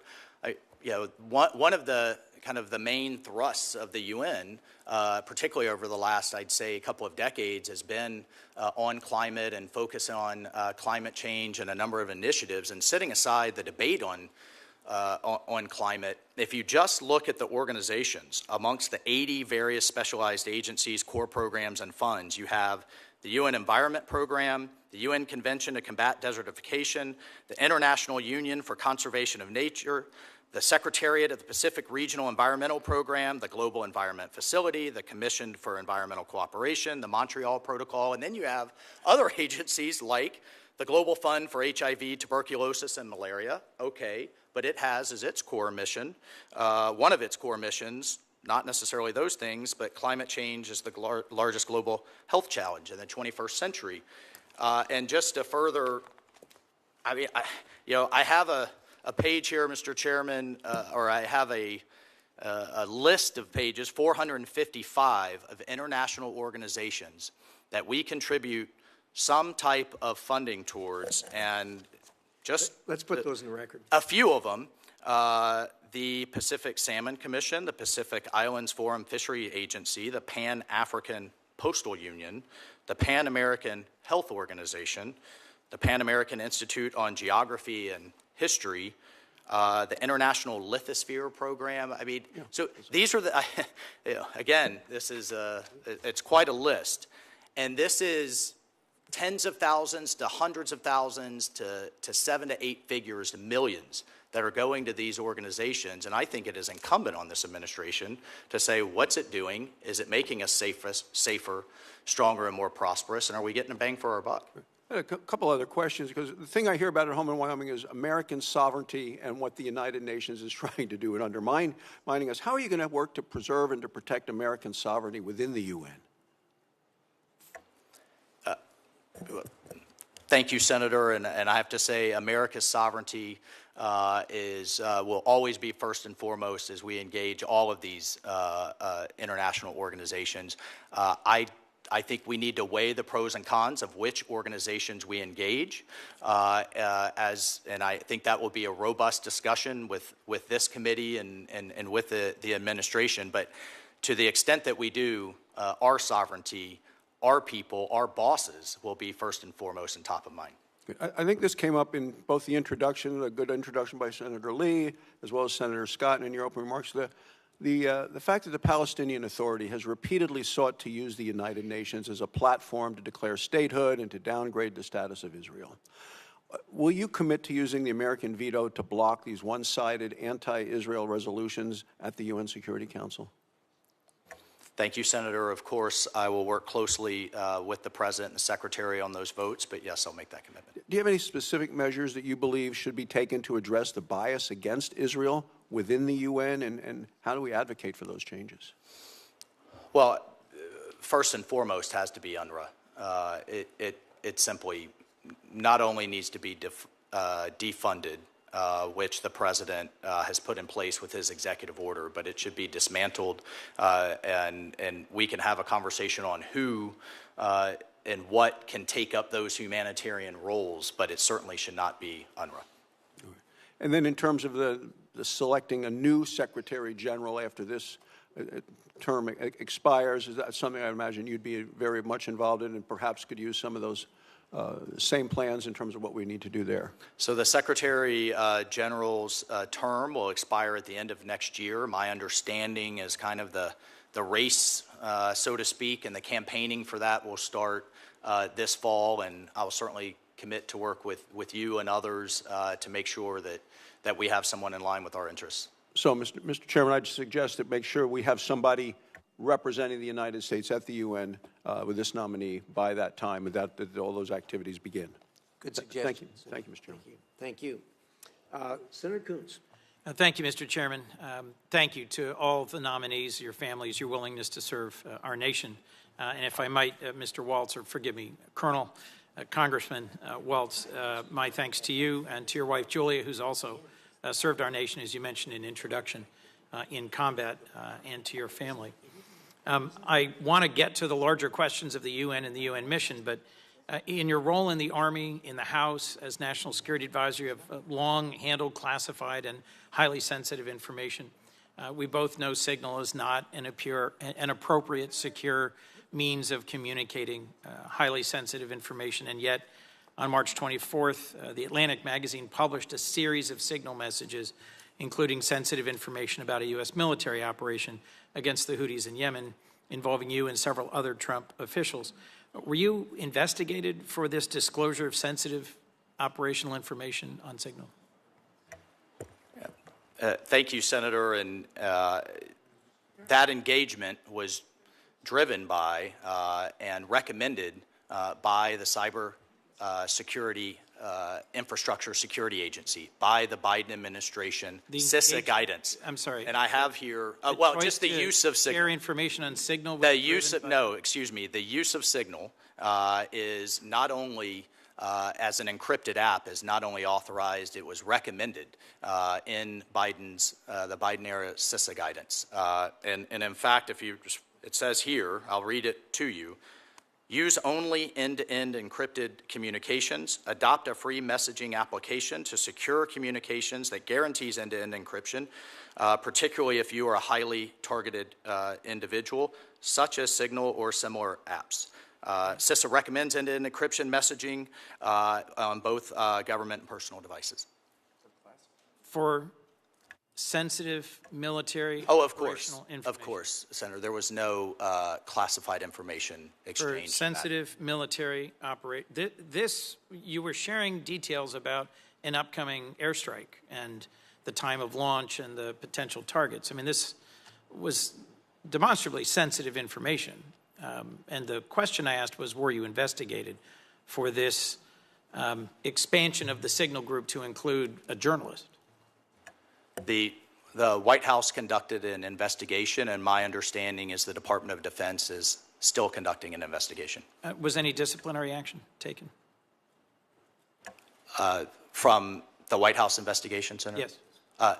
No, the use of Signal was not only authorized, it's still authorized and highly recommended. Would you recommend the use of Signal for classified information to be shared between folks who have access to? Again, we followed the recommendation, almost the demand, to use end-to-end encryption, but there was no classified information shared. Did you speak to Secretary Hegseth about his decision to share detailed information on the specifics of an imminent military strike? What we spoke about, Senator, was a highly successful mission that did something that the Biden administration did not do, was actually target the Houthi leadership. We subsequently saw a ceasefire, an increase in shipping, and a drop in attacks on our ships. Well, look, here's what I hear on this exchange, and I want to get to the UN point. At the time, you took responsibility for having added a journalist inadvertently to a Signal chat. But it doesn't seem to me that the administration's taken any action to make sure this doesn't happen again. There's been no consequences, and yet the president continues to denounce those who leak information. We both know Signal is not a secure way to convey classified information. And I was hoping to hear from you that you had some sense of regret over sharing what was very sensitive, timely information about a military strike on a commercially available app that's not, as we both know, the appropriate way to share such critical information. Again, Senator, I think where we have a fundamental disagreement is there was no classified information on that chat. I'm going to move on for a moment, but we've got plenty more to discuss on that point. China in the UN system, there was plenty of agreement on this side of the dais, and I think with you, that we need to combat anti-Semitism and anti-Israel bias in the UN. We need to ensure taxpayer dollars are well spent. We need to engage in our world. And from your service on the China Task Force, you know very well what a central challenge for us China is. Yet across organizations, the ITU, the FAO, UNESCO, WIPO, I think the only way we successfully push back on China's influence is by being at the table, driving reform. When President Trump withdrew from the World Health Organization, the Chinese sent their largest delegation ever to the next meeting. They've contributed $500 million. They're now the biggest contributor. I can understand some of the frustrations or concerns that led to the withdrawal from UNESCO, but in the last Congress, with Israeli support, I led our rejoining UNESCO. We've talked about, you've mentioned earlier today, standard-setting bodies as being essential. How do you balance a budget request that dramatically reduces our contributions to the UN with needing to be at the table to fight for the standards, whether it's telecommunications, civil aviation, intellectual property? You just waved, here's this great big list of organizations. Many of them do critical things. How are you going to strike that balance appropriately, sir? Thank you, Senator, and it was good to discuss this with you. I will point out in the President's budget request there is funding for IAEA, for the International Civil Aviation Organization, for the Organization Prohibition of Chemical Weapons, for the ITU, for the IMO and maritime, and so I look forward to working with you and working with this committee on how we make those decisions of where we engage and then how we engage. But I think we're in violent agreement that we have to block and tackle Chinese influence. Would you pledge to not support just unilateral withdrawal from these organizations? I will certainly support and follow the Secretary and the President's guidance as we weigh that engagement through these reviews. Thank you. Thank you, sir. Senator Lee. Thank you, Mr. Chairman. Mr. Waltz, I'd like to start with you, and if it's all right, I'd like to start by going a little deeper into something related to what Senator Barrasso asked you a moment ago. Membership of the UN's three-member Board of Auditors is currently shared by three countries: China, France, and Brazil. Now, this is a body that's appointed by the UN General Assembly, of course, and it's tasked with generating accurate accounts of UN funds and UN programs, where the money's going and so forth. But an audit is, of course, by definition, it's only as reliable as its auditor. And the UN's current Board of Auditors not only gives China a seat at the table, but it actually names China as the lead auditor for organizations, including UNRWA, which had terrorists on its payroll, at least through 2023. Some would say longer than that. The environmental program, despite the fact that the environmental program has been exploiting the developing country status to access environmental-related financial assistance for a number of countries, including some that arguably don't deserve that designation. And the UN headquarters, which, as we all know, is based in New York. So my first question to you is, how can we comfortably fund these UN entities, knowing that at some point in the process, our dollars will become commingled into these international accounts, accounts that many of our strategic competitors and right now our pacing threat may be in charge of auditing? But how do we deal with that? Thank you, Senator Lee, and again, thank you for the kind introduction earlier. I share the concern. If again, as I take as a first principle, sitting down with my firefighters, welders, and small business owners, and saying, look them in the eye, and saying, I know exactly where your dollar is going, and it's being well spent. I don't think we could say that at this point. And if it's it's one thing for it to come out of their hands into the federal government, then it goes from the federal government over to a multinational entity. Then it goes down to an agency, 15 of whom have their own separate boards and separate agendas. And then I know something that's important to the chairman and a number of you, then it gets, in some cases, commingled with other international, like the African Union. Of course, we don't know exactly where it's going. I pointed out earlier, in the early 90s, actually in the Clinton administration, some folks in this body said enough is enough, and we got the closest thing we have, the Office of Internal Oversight and Investigation. It's the closest thing that there is to an IG, right, but it still reports to itself. It's not truly independent, and it's not necessarily just on the money side. If you have whistleblowers that say there's fraud, waste, and abuse, it basically comes back to itself, or even things like sexual abuse out in the UN's peacekeeping forces. Right. We need an actual independent entity that we all have confidence in to understand where this money and other nefarious activities are happening. Right. And then it becomes sort of like a self-licking ice cream cone. The auditing rogue actor within the UN is not necessarily one to be trusted. The UN's budget has gone from $15 billion to $65 billion in the last 20 years, and I don't think we're getting the commensurate return on our dollar. Now oftentimes the U.S. has, or at times when the U.S. has considered UN reforms, the conversation is centered on problematic entities and U.S. contributions, which are necessary factors, but don't necessarily capture the full universe of options available to us that translate into leverage and influence at the UN.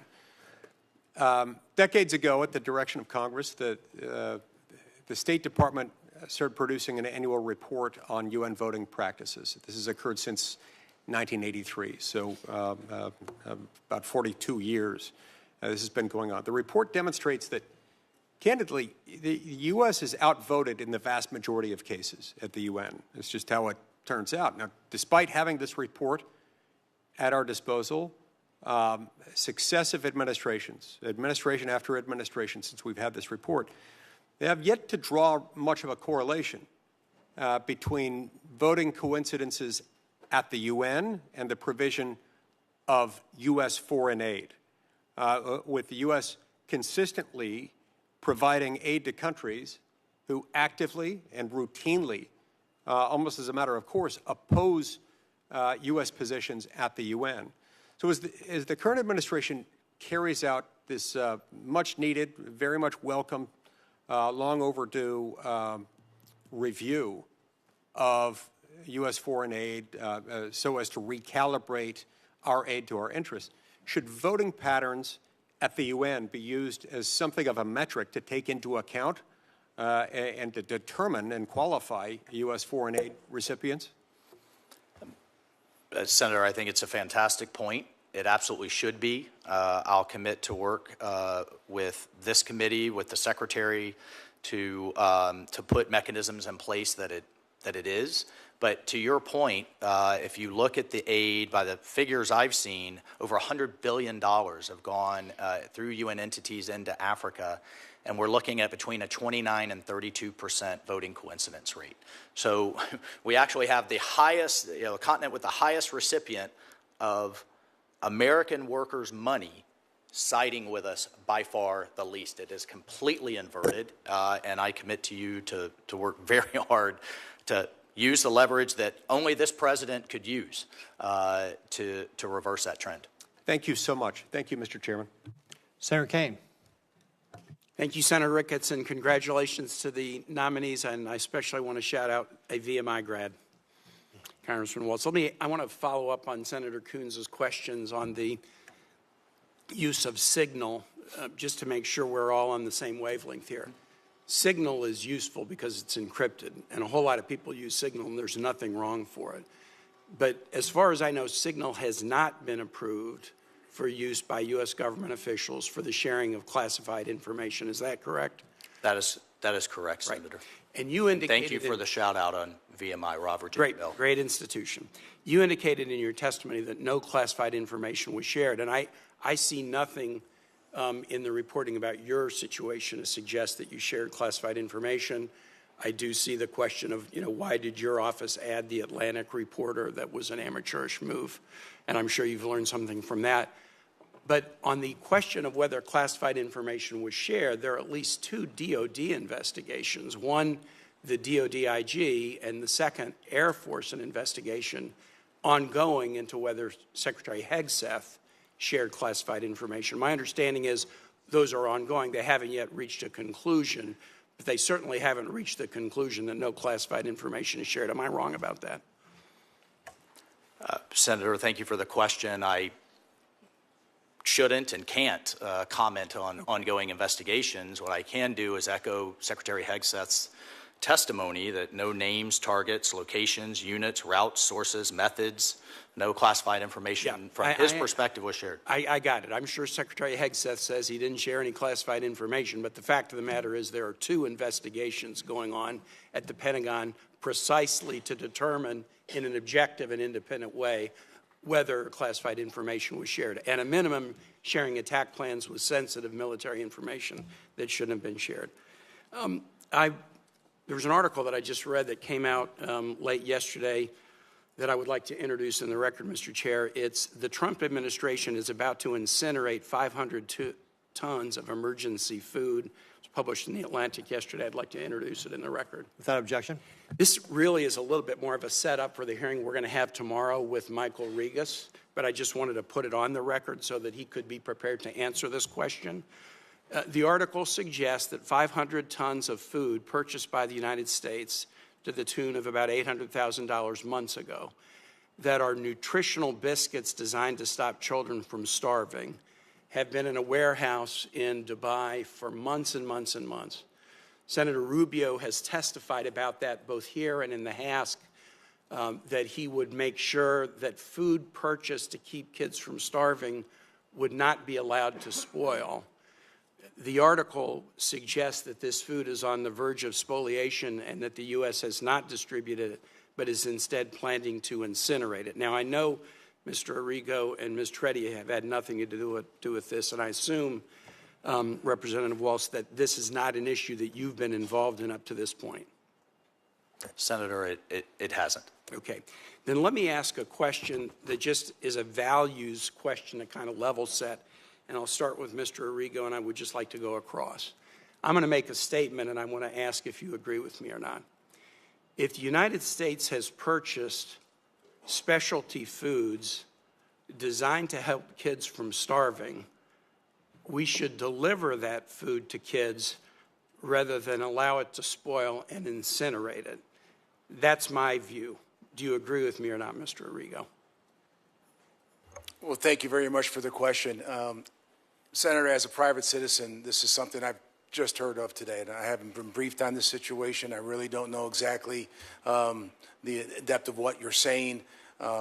So I would actually have to probably refer back to Secretary Rubio, President Trump, and find out exactly where and what happened to this particular situation so I could answer you better. I'd hate to say something. Representative Waltz. Thank you.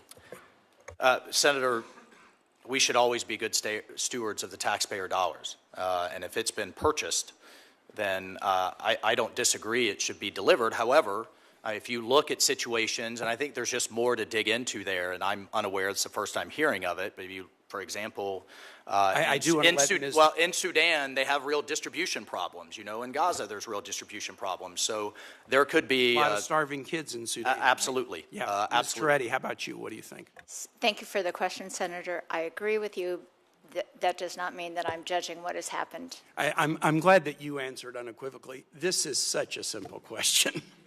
It's such a simple question. If the U.S. has purchased food and it's to be used for the eradication of starvation among children, we should give it to children and not incinerate it.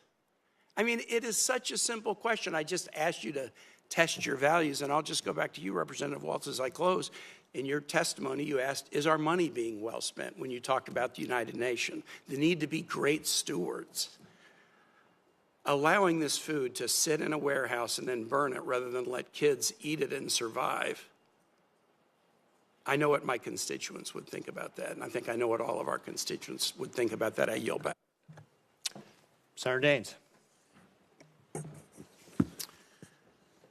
Mr. Waltz, thank you for being here today, and thank you for your very distinguished service to our great nation and Special Forces. I very much enjoyed our conversation yesterday, and thank you for accepting going through this process to play a very important role here at the United Nations. Mr. Waltz, as you know, the United Nations has become a hotbed of anti-Semitism, a hotbed of anti-Israeli sentiment. UN employees participated in the October 7th attacks, and Israeli hostages were held at UN facilities for months. The UN recently reappointed Francesca Albanese despite her repeatedly stated support for Palestinian resistance and regurgitation of anti-Israel blood libel. My question, Mr. Waltz, is you clearly have your work cut out for you at the UN. Can you tell us more about how you plan to counter the anti-Semitic influence of UN officials like Ms. Albanese? Well, thank you, Senator, and I always enjoy our engagement as well, and your advocacy for the America First agenda. I mean, just to add a couple points to your list and then to answer your question, it's notable that the military leader of Hamas, Mohammed Sinwar, had an UNRWA badge on him in the tunnels of Gaza. There's indications that the World Health Organization and its hospitals, they knew that tunnels were being built underneath and knew that these hospitals were being used. And I have some of our veterans with you, have literally been shot at by terrorists hiding behind women and hiding behind children, and for Hamas to literally line the walls of its hideouts with hostages to protect its leadership is atrocious, and it should be called out at every turn. Yet, we just had to veto a resolution in the Security Council that went after Israel in what is absolutely a horrific war, and didn't even mention Hamas. And certainly didn't mention the fact that its leaders deliberately sacrifice, as a matter of strategy and tactics, deliberately sacrifice their own people in order to turn world opinion against Israel. So I think probably the easiest way to answer your question is sunlight is often the best disinfectant, and to continue to spotlight it and use not only the platform that is this position, but I think one of the best communicators in the world, which is President Trump, Secretary Rubio, and the leadership in this administration to continue to call it out. Mr. Waltz, thank you, and I'm grateful that you have moral clarity on this important issue, and certainly as somebody who, like yourself, you have served in special operations. These are not theoretical exercises for you. You've seen the conflict between good and between evil. We talked a bit about Central Asia yesterday, Mr. Waltz. It's a vitally important region, rich in natural resources. As you mentioned, you've spent some time over there in your prior career. Much of those resources are untapped, and the region could be a valuable new partner for energy exports to Europe. The UN, unfortunately, has pushed Central Asian countries to only adopt really a radical green agenda instead of more a balanced approach of all the above energy. And these radical green development goals could hinder the growth and success of developing countries like we see in Central Asia. Mr. Waltz, how can you, as UN ambassador, ensure that Central Asia is encouraged to take advantage of its vast and considerable energy resources to foster a more sustainable and a prosperous future? Yeah, thank you, and I appreciated the conversation and always learn a lot from them. One of the things that I admire about how President Trump approaches diplomacy, we saw it in his first Middle East trip, is what I call commercial diplomacy. The thing that binds people together often is business. It transcends dogma. It transcends ancient ideologies. You're seeing that in the Abraham Accords. When people are talking about data centers and rail and roads, they're not talking about thousand-year-old hatreds. In Central Asia in particular, I mean, going back to the old TAPI pipeline, Turkmenistan, Afghanistan, Pakistan, India, one could only imagine if that had been in place. And now everyone has a common economic interest. Rather than fighting each other. I think we have real opportunities with Turkmenistan for the first time in a long time for their gas to head westward rather than eastward. We talked about the C5 grouping. We talk about Azerbaijan and their desire to not only come closer to the United States, but to perhaps put a real agreement in place with the Armenians, a real agreement in place with the Israelis, the commercial opportunities that abound for not only for American business, but that will change the geopolitical landscape. And I look forward to working with you and those groupings within the UN along those lines under the President Secretary's leadership. Mr. Waltz, thank you. Thank you. Senator Van Hollen. Thank you, Senator, and congratulations to all of you and your nominations. Congressman Waltz, I want to start with some questions related to your tenure at the National Security Council. that will also relate to your responsibilities to the United Nations, especially in the area of international humanitarian relief, because you presided over a period where Elon Musk was given a blank check to take what he called a chainsaw to AID, and as part of that, undermined many ongoing humanitarian operations, including the one in Sudan, where the freezing of U.S. humanitarian assistance resulted in the closure of nearly 80% of emergency food kitchens. 2 million people were left without access to food. Many of them died, and that's not theoretical either. I want to turn to another humanitarian disaster, and that's in Gaza. And of course, the horrendous situation in Gaza was brought about as a result of the horrific Hamas attacks of October 7, 2023. It's also true that the government of Israel has a responsibility to conduct that war in accordance with international law and humanitarian principles. For 78 days, the Netanyahu government imposed a total humanitarian blockade on Gaza, including blockade on food. I didn't hear you or President Trump or Secretary Rubio ever call upon the Netanyahu government publicly to end that blockade. The Netanyahu government then replaced the system of distribution of food through vetted international organizations, including, for example, the World Food Program that Cindy McCain heads. They replaced it with a private entity, which is supported by mercenaries, known as the Gaza Humanitarian Foundation, a real misnomer.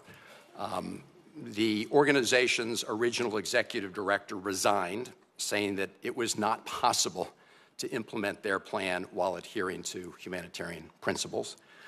Cindy McCain said they don't have nearly enough access points and they don't have nearly enough food going in. As you probably know, it's been called a death trap. Hundreds of Palestinian civilians crowding to get food have been killed, either by the security contractors, mercenaries, or by the IDF. So my question to you is, why should American taxpayers be footing the bill, even part of the bill, in support of the so-called Gaza Humanitarian Foundation?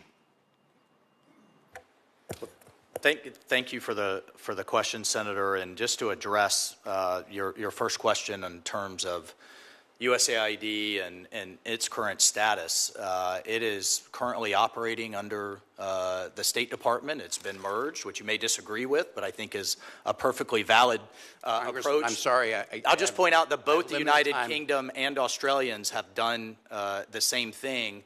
I can't tell you how many times I've talked to a Foreign Service officer or an ambassador out in the field, highly frustrated that aid was on a different page than their objectives in the country.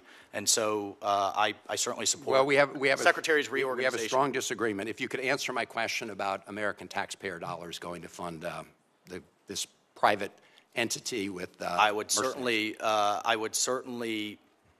extend an appreciation in my heart out for a couple of veterans who were just attacked by Hamas with grenades as trying to distribute aid that I understand, according to reporting, works for this organization.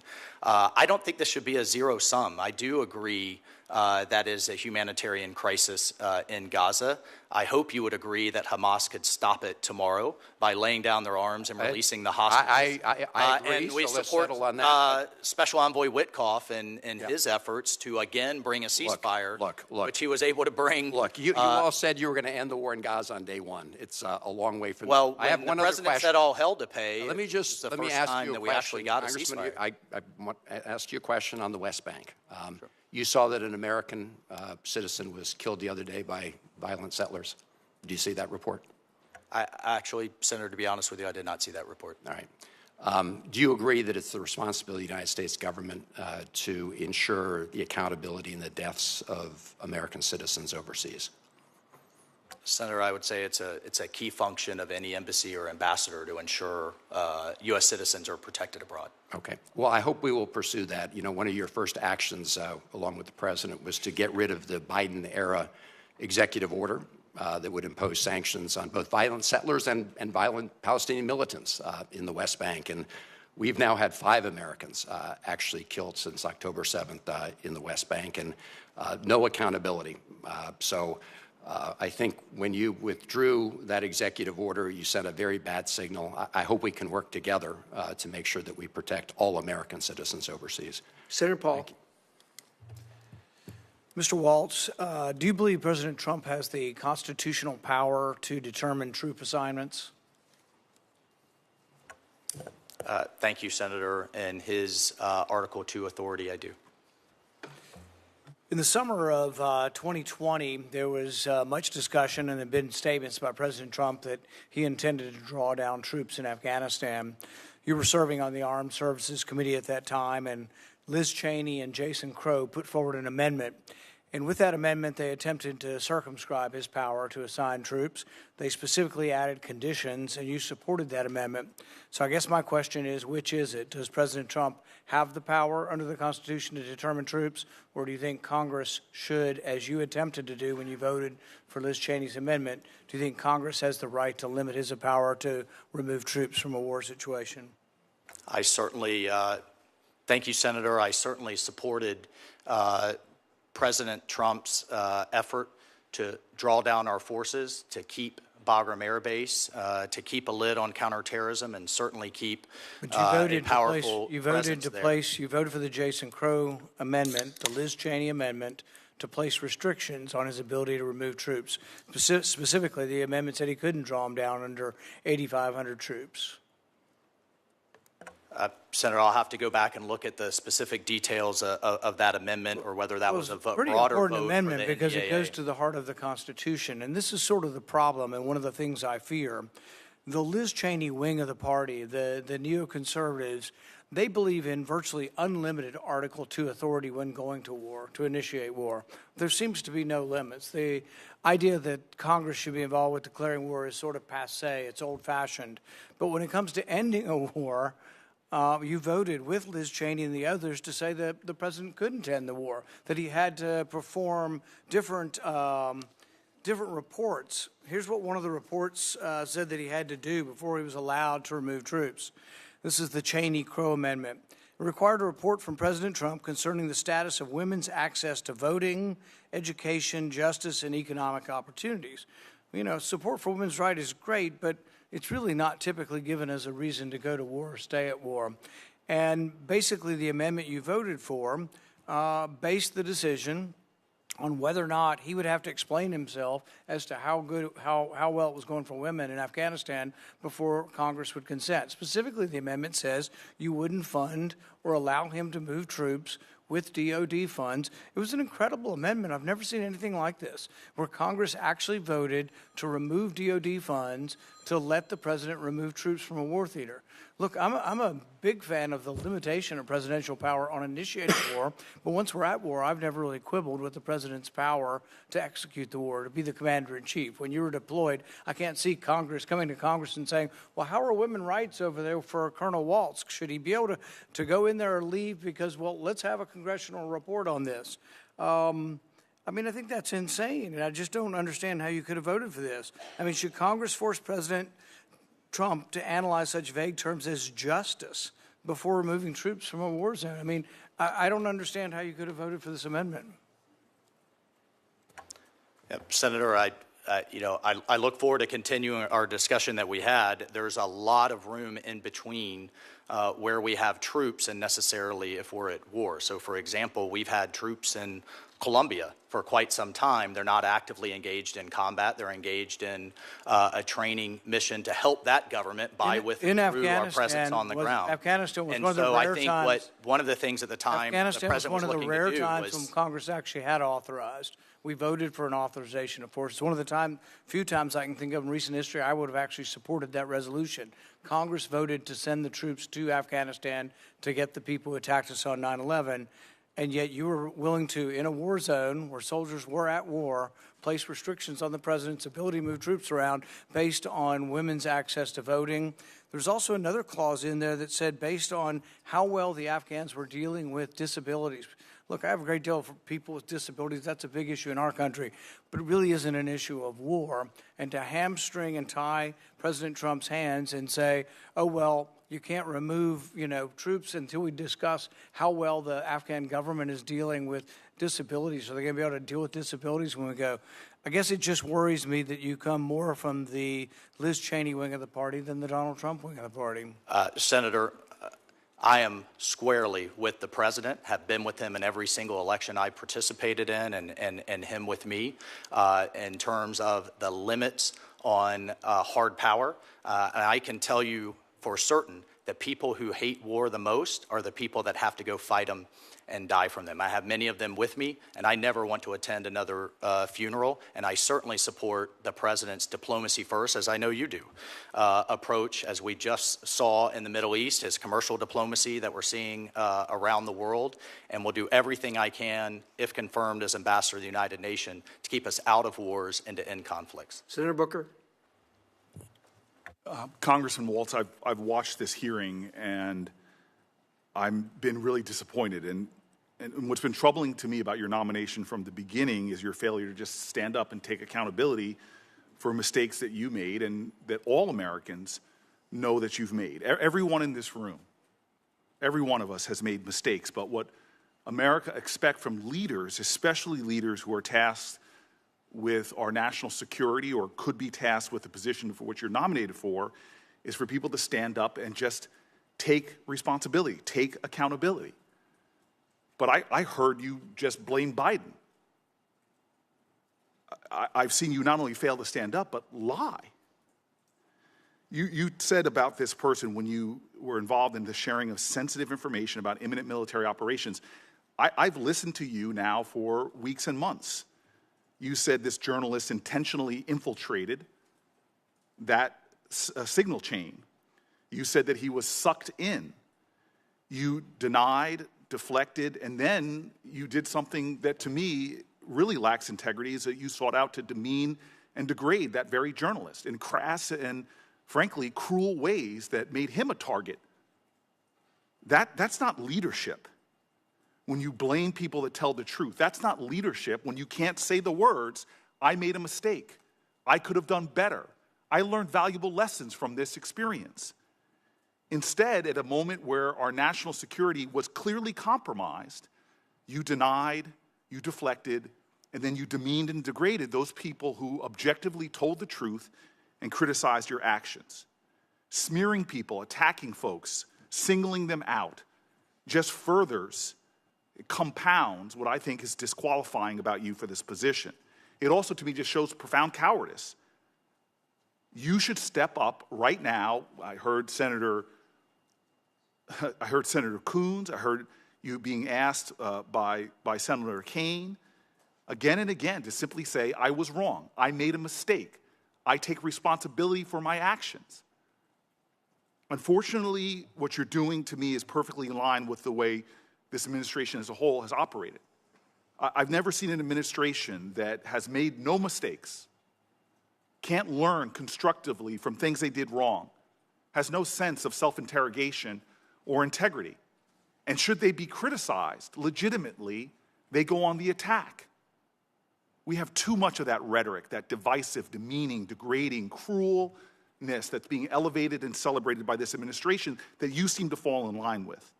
I just watched with great disappointment that even after weeks, if not months of reflection, you couldn't sit before this committee and take some responsibility and talk constructively about what's learned. Instead, you do what seems to be yet another creative tool that people are doing, which is, hey, let me just blame Biden. I want to take another moment to discuss concerns I have with this administration's approach to the United Nations and its dealings with African countries. Every country in the UN gets one vote in the General Assembly, no matter how large or small it is.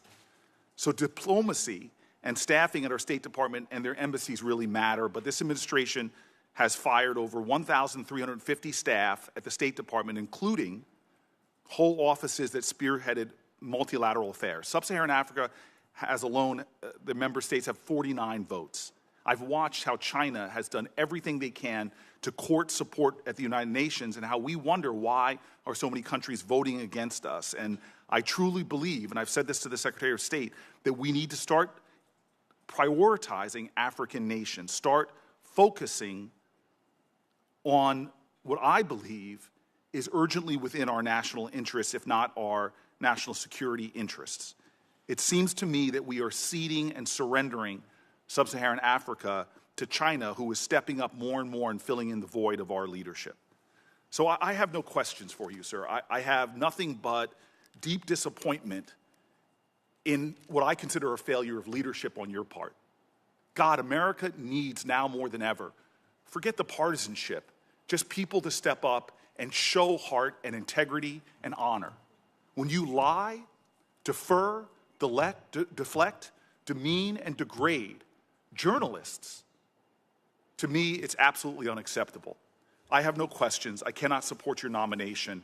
I think you've shown a failure of leadership at a time that America especially needs people of honor to stand up and show what leadership actually is. Senator Scott. Sure. Well, first off, congratulations to each one of you for your nominations and for your individual success. So if each of you could just take a couple minutes and say, assume you get through this wonderful process and you get confirmed on the floor, which is difficult right now.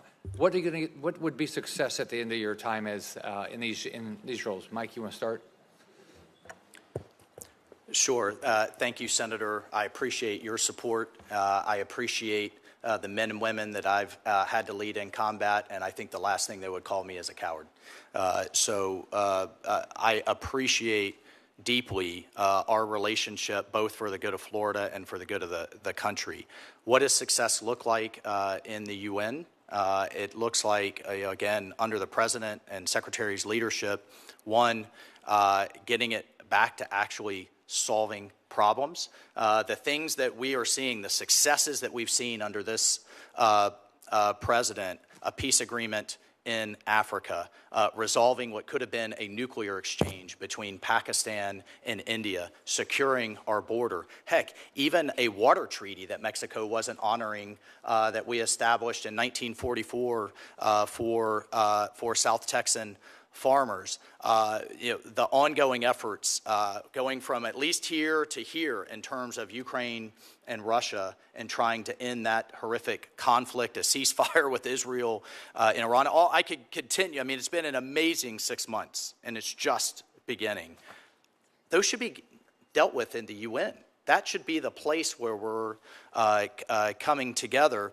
We've talked about the anti-Semitism that has to go. We've talked about the reforms in terms of these 80-plus agencies with often duplicative and wasteful mandates. I want to give some time to my colleagues here, but if I get just those things done in support of Secretary Rubio and the President, I think we'll have made a tremendous step forward. Mr. Toretti?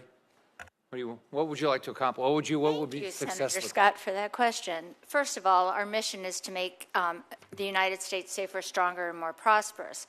I am thrilled to have the opportunity, if approved, to represent the United States and Sweden. I think Sweden is a magnificent country, a magnificent partner of ours. I'm really anxious to look at our defense areas, whether it's stopping the shadow fleet in the Balkans, or working on the Arctic Circle. We forget that we're an Arctic nation, and we need to make sure that we're active up there. China is partnering with Russia to use that as a waterway, the new Silk Road as it is, and I want to make sure that we're focused up there and working through that with our Nordic neighbors. On the economic areas, I want to make sure that we continue to partner with our industries in the United States as well as those in Sweden. We have some great partnerships right now with Ericsson in the telecommunications area. Saab-Boeing partnership is exceptional, and I would like to build on that. IKEA is continuing to invest in the United States, and just recently we signed a TSA where we will have commercial satellites being deployed from Sweden with a commercial company called Firefly. So those are a few of the things that I'm looking forward to. Thank you for the question. Mr. Arrigo. Thank you very much, Senator. Thank you very much for taking the time to speak with me the other day. I've been sitting on the bench for 7 months.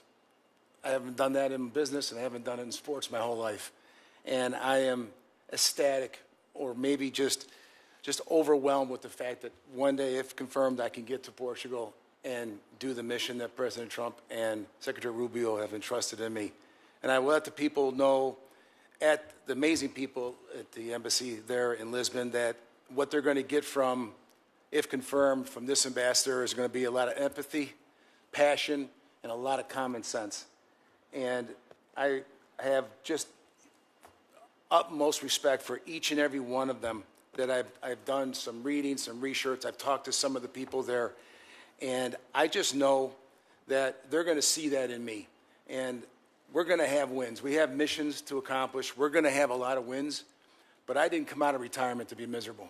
Not only are we going to have wins, but we're going to have fun doing it, because I believe that's very, very important. I think a lot of things get done. And I'm not going to sit here right now and tell you I'm the best foreign relations scholar. I tell you, I feel like I'm a scholar of some, but I'm a student of most.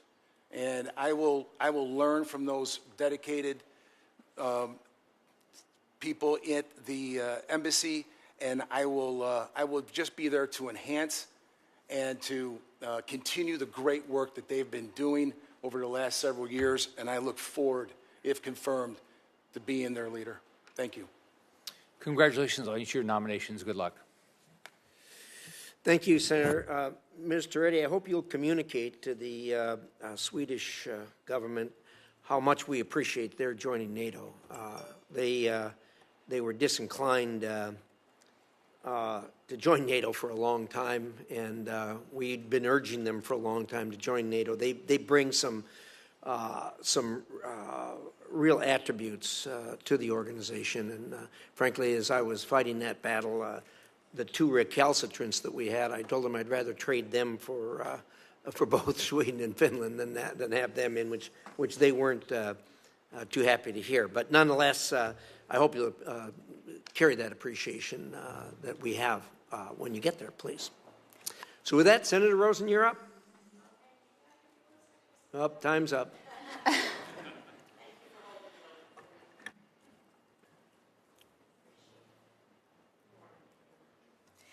And again, thank you, Mr. Chairman. I appreciate it. But before I begin my questions, I just want to raise my deep concerns with the mass reductions in force that took place in the State Department on Friday. I find it particularly troubling that many of those who were let go worked on issues related to women, to human rights, and counterterrorism. And I do look forward to discussing this more in depth on this committee going forward.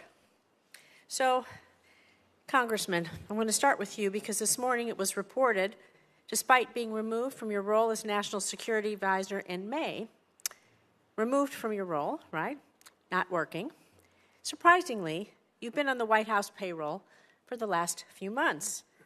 So throughout this hearing, you've made assertions that if confirmed, you would root out waste and unnecessary overhead at the UN.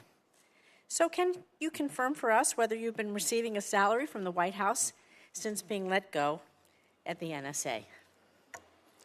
Thank you, Senator. I was not fired. The president never said that, nor did the vice president. I was kept on as an advisor, transitioning a number of important activities, and now hope to be confirmed with the Senate's consent to be UN. So you're saying that you were not dismissed from your role, as was publicly reported, because it's also been publicly reported that you've been receiving almost $200,000 of the taxpayer money since you were dismissed from being the National Security Advisor. Well, the reporting, Senator, is fake news, which shouldn't surprise anyone. The president was clear. His announcement was, I will nominate fake news Mr. Waltz, and then the vice president was quite clear. So we're going to move on to UNESCO because we got a lot to talk about there. Undoubtedly, UNESCO has its flaws, including the history of anti-Israel bias. But the U.S. has also played a key role in defending Israel at the UN agency. So the U.S. has called for votes against unbalanced resolutions and supported efforts that promote international Holocaust education, press freedom, literacy programs, scientific innovation, and protect and restore cultural heritage sites. Since rejoining UNESCO in 2023, the U.S. has also successfully included references to Hamas's October 7th terrorist attack and the plight of the hostages in UNESCO documents. However, during periods of U.S. withdrawal from UNESCO, China has stepped up its own engagement, becoming UNESCO's largest financial contributor and using this platform to push its own priorities. We know they are contrary to ours. So, Congressman, how might maintaining our presence at UNESCO support its work on U.S. priorities like Holocaust education, press freedom, all of the other things that I just mentioned, while ensuring that the PRC does not continue to expand its influence within the body? And how can our membership in UNESCO continue to provide us that platform for countering any future anti-Israel actions and, I would say, terrorism overall?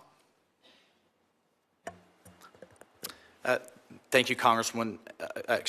Thank you, Senator, and I certainly support, as I mentioned to the ranking member, any initiative to block and tackle Chinese Communist Party influence throughout any of these organizations. However, I do think we have to review closely our membership in these organizations, if we're getting return for the taxpayer dollars, if they're in line with our interests. Would you recommend? As you know, in the first term, we withdrew from UNESCO. Under President Reagan, we renewed from UNESCO, and often it's been incredibly unhelpful to both Israel and the United States on the world stage. Recommend to Secretary Rubio we withdraw from UNESCO? If confirmed, I'll engage with Secretary Rubio and participate in that review, but as you know, it's currently under review. Thank you. Let's see, because yes. So I'm sorry, withdrawing from UNESCO, I want to go back to that because Order 14199 mandates a review of the United States participation in UNESCO and explicitly requires a U.S. ambassador to the UN consult with the Secretary of State. So we'll look forward to that report from you on that. I do some questions about women in Ukraine, but I know that Senator Barrasso's here, so that's fine. You were kind enough to leave it open. Appreciate that. We've had a good hearing. Thank you to our witnesses for being here. And I'm going to keep the record open until close of business tomorrow for questions for the record, which if you get, I appreciate if you would answer them promptly. Further, we have not. Again, thank you to you and your families for your gracious willingness to serve your country, and we have letters we've received in support of the witnesses, which I will order included in the record. With that, the hearing is adjourned.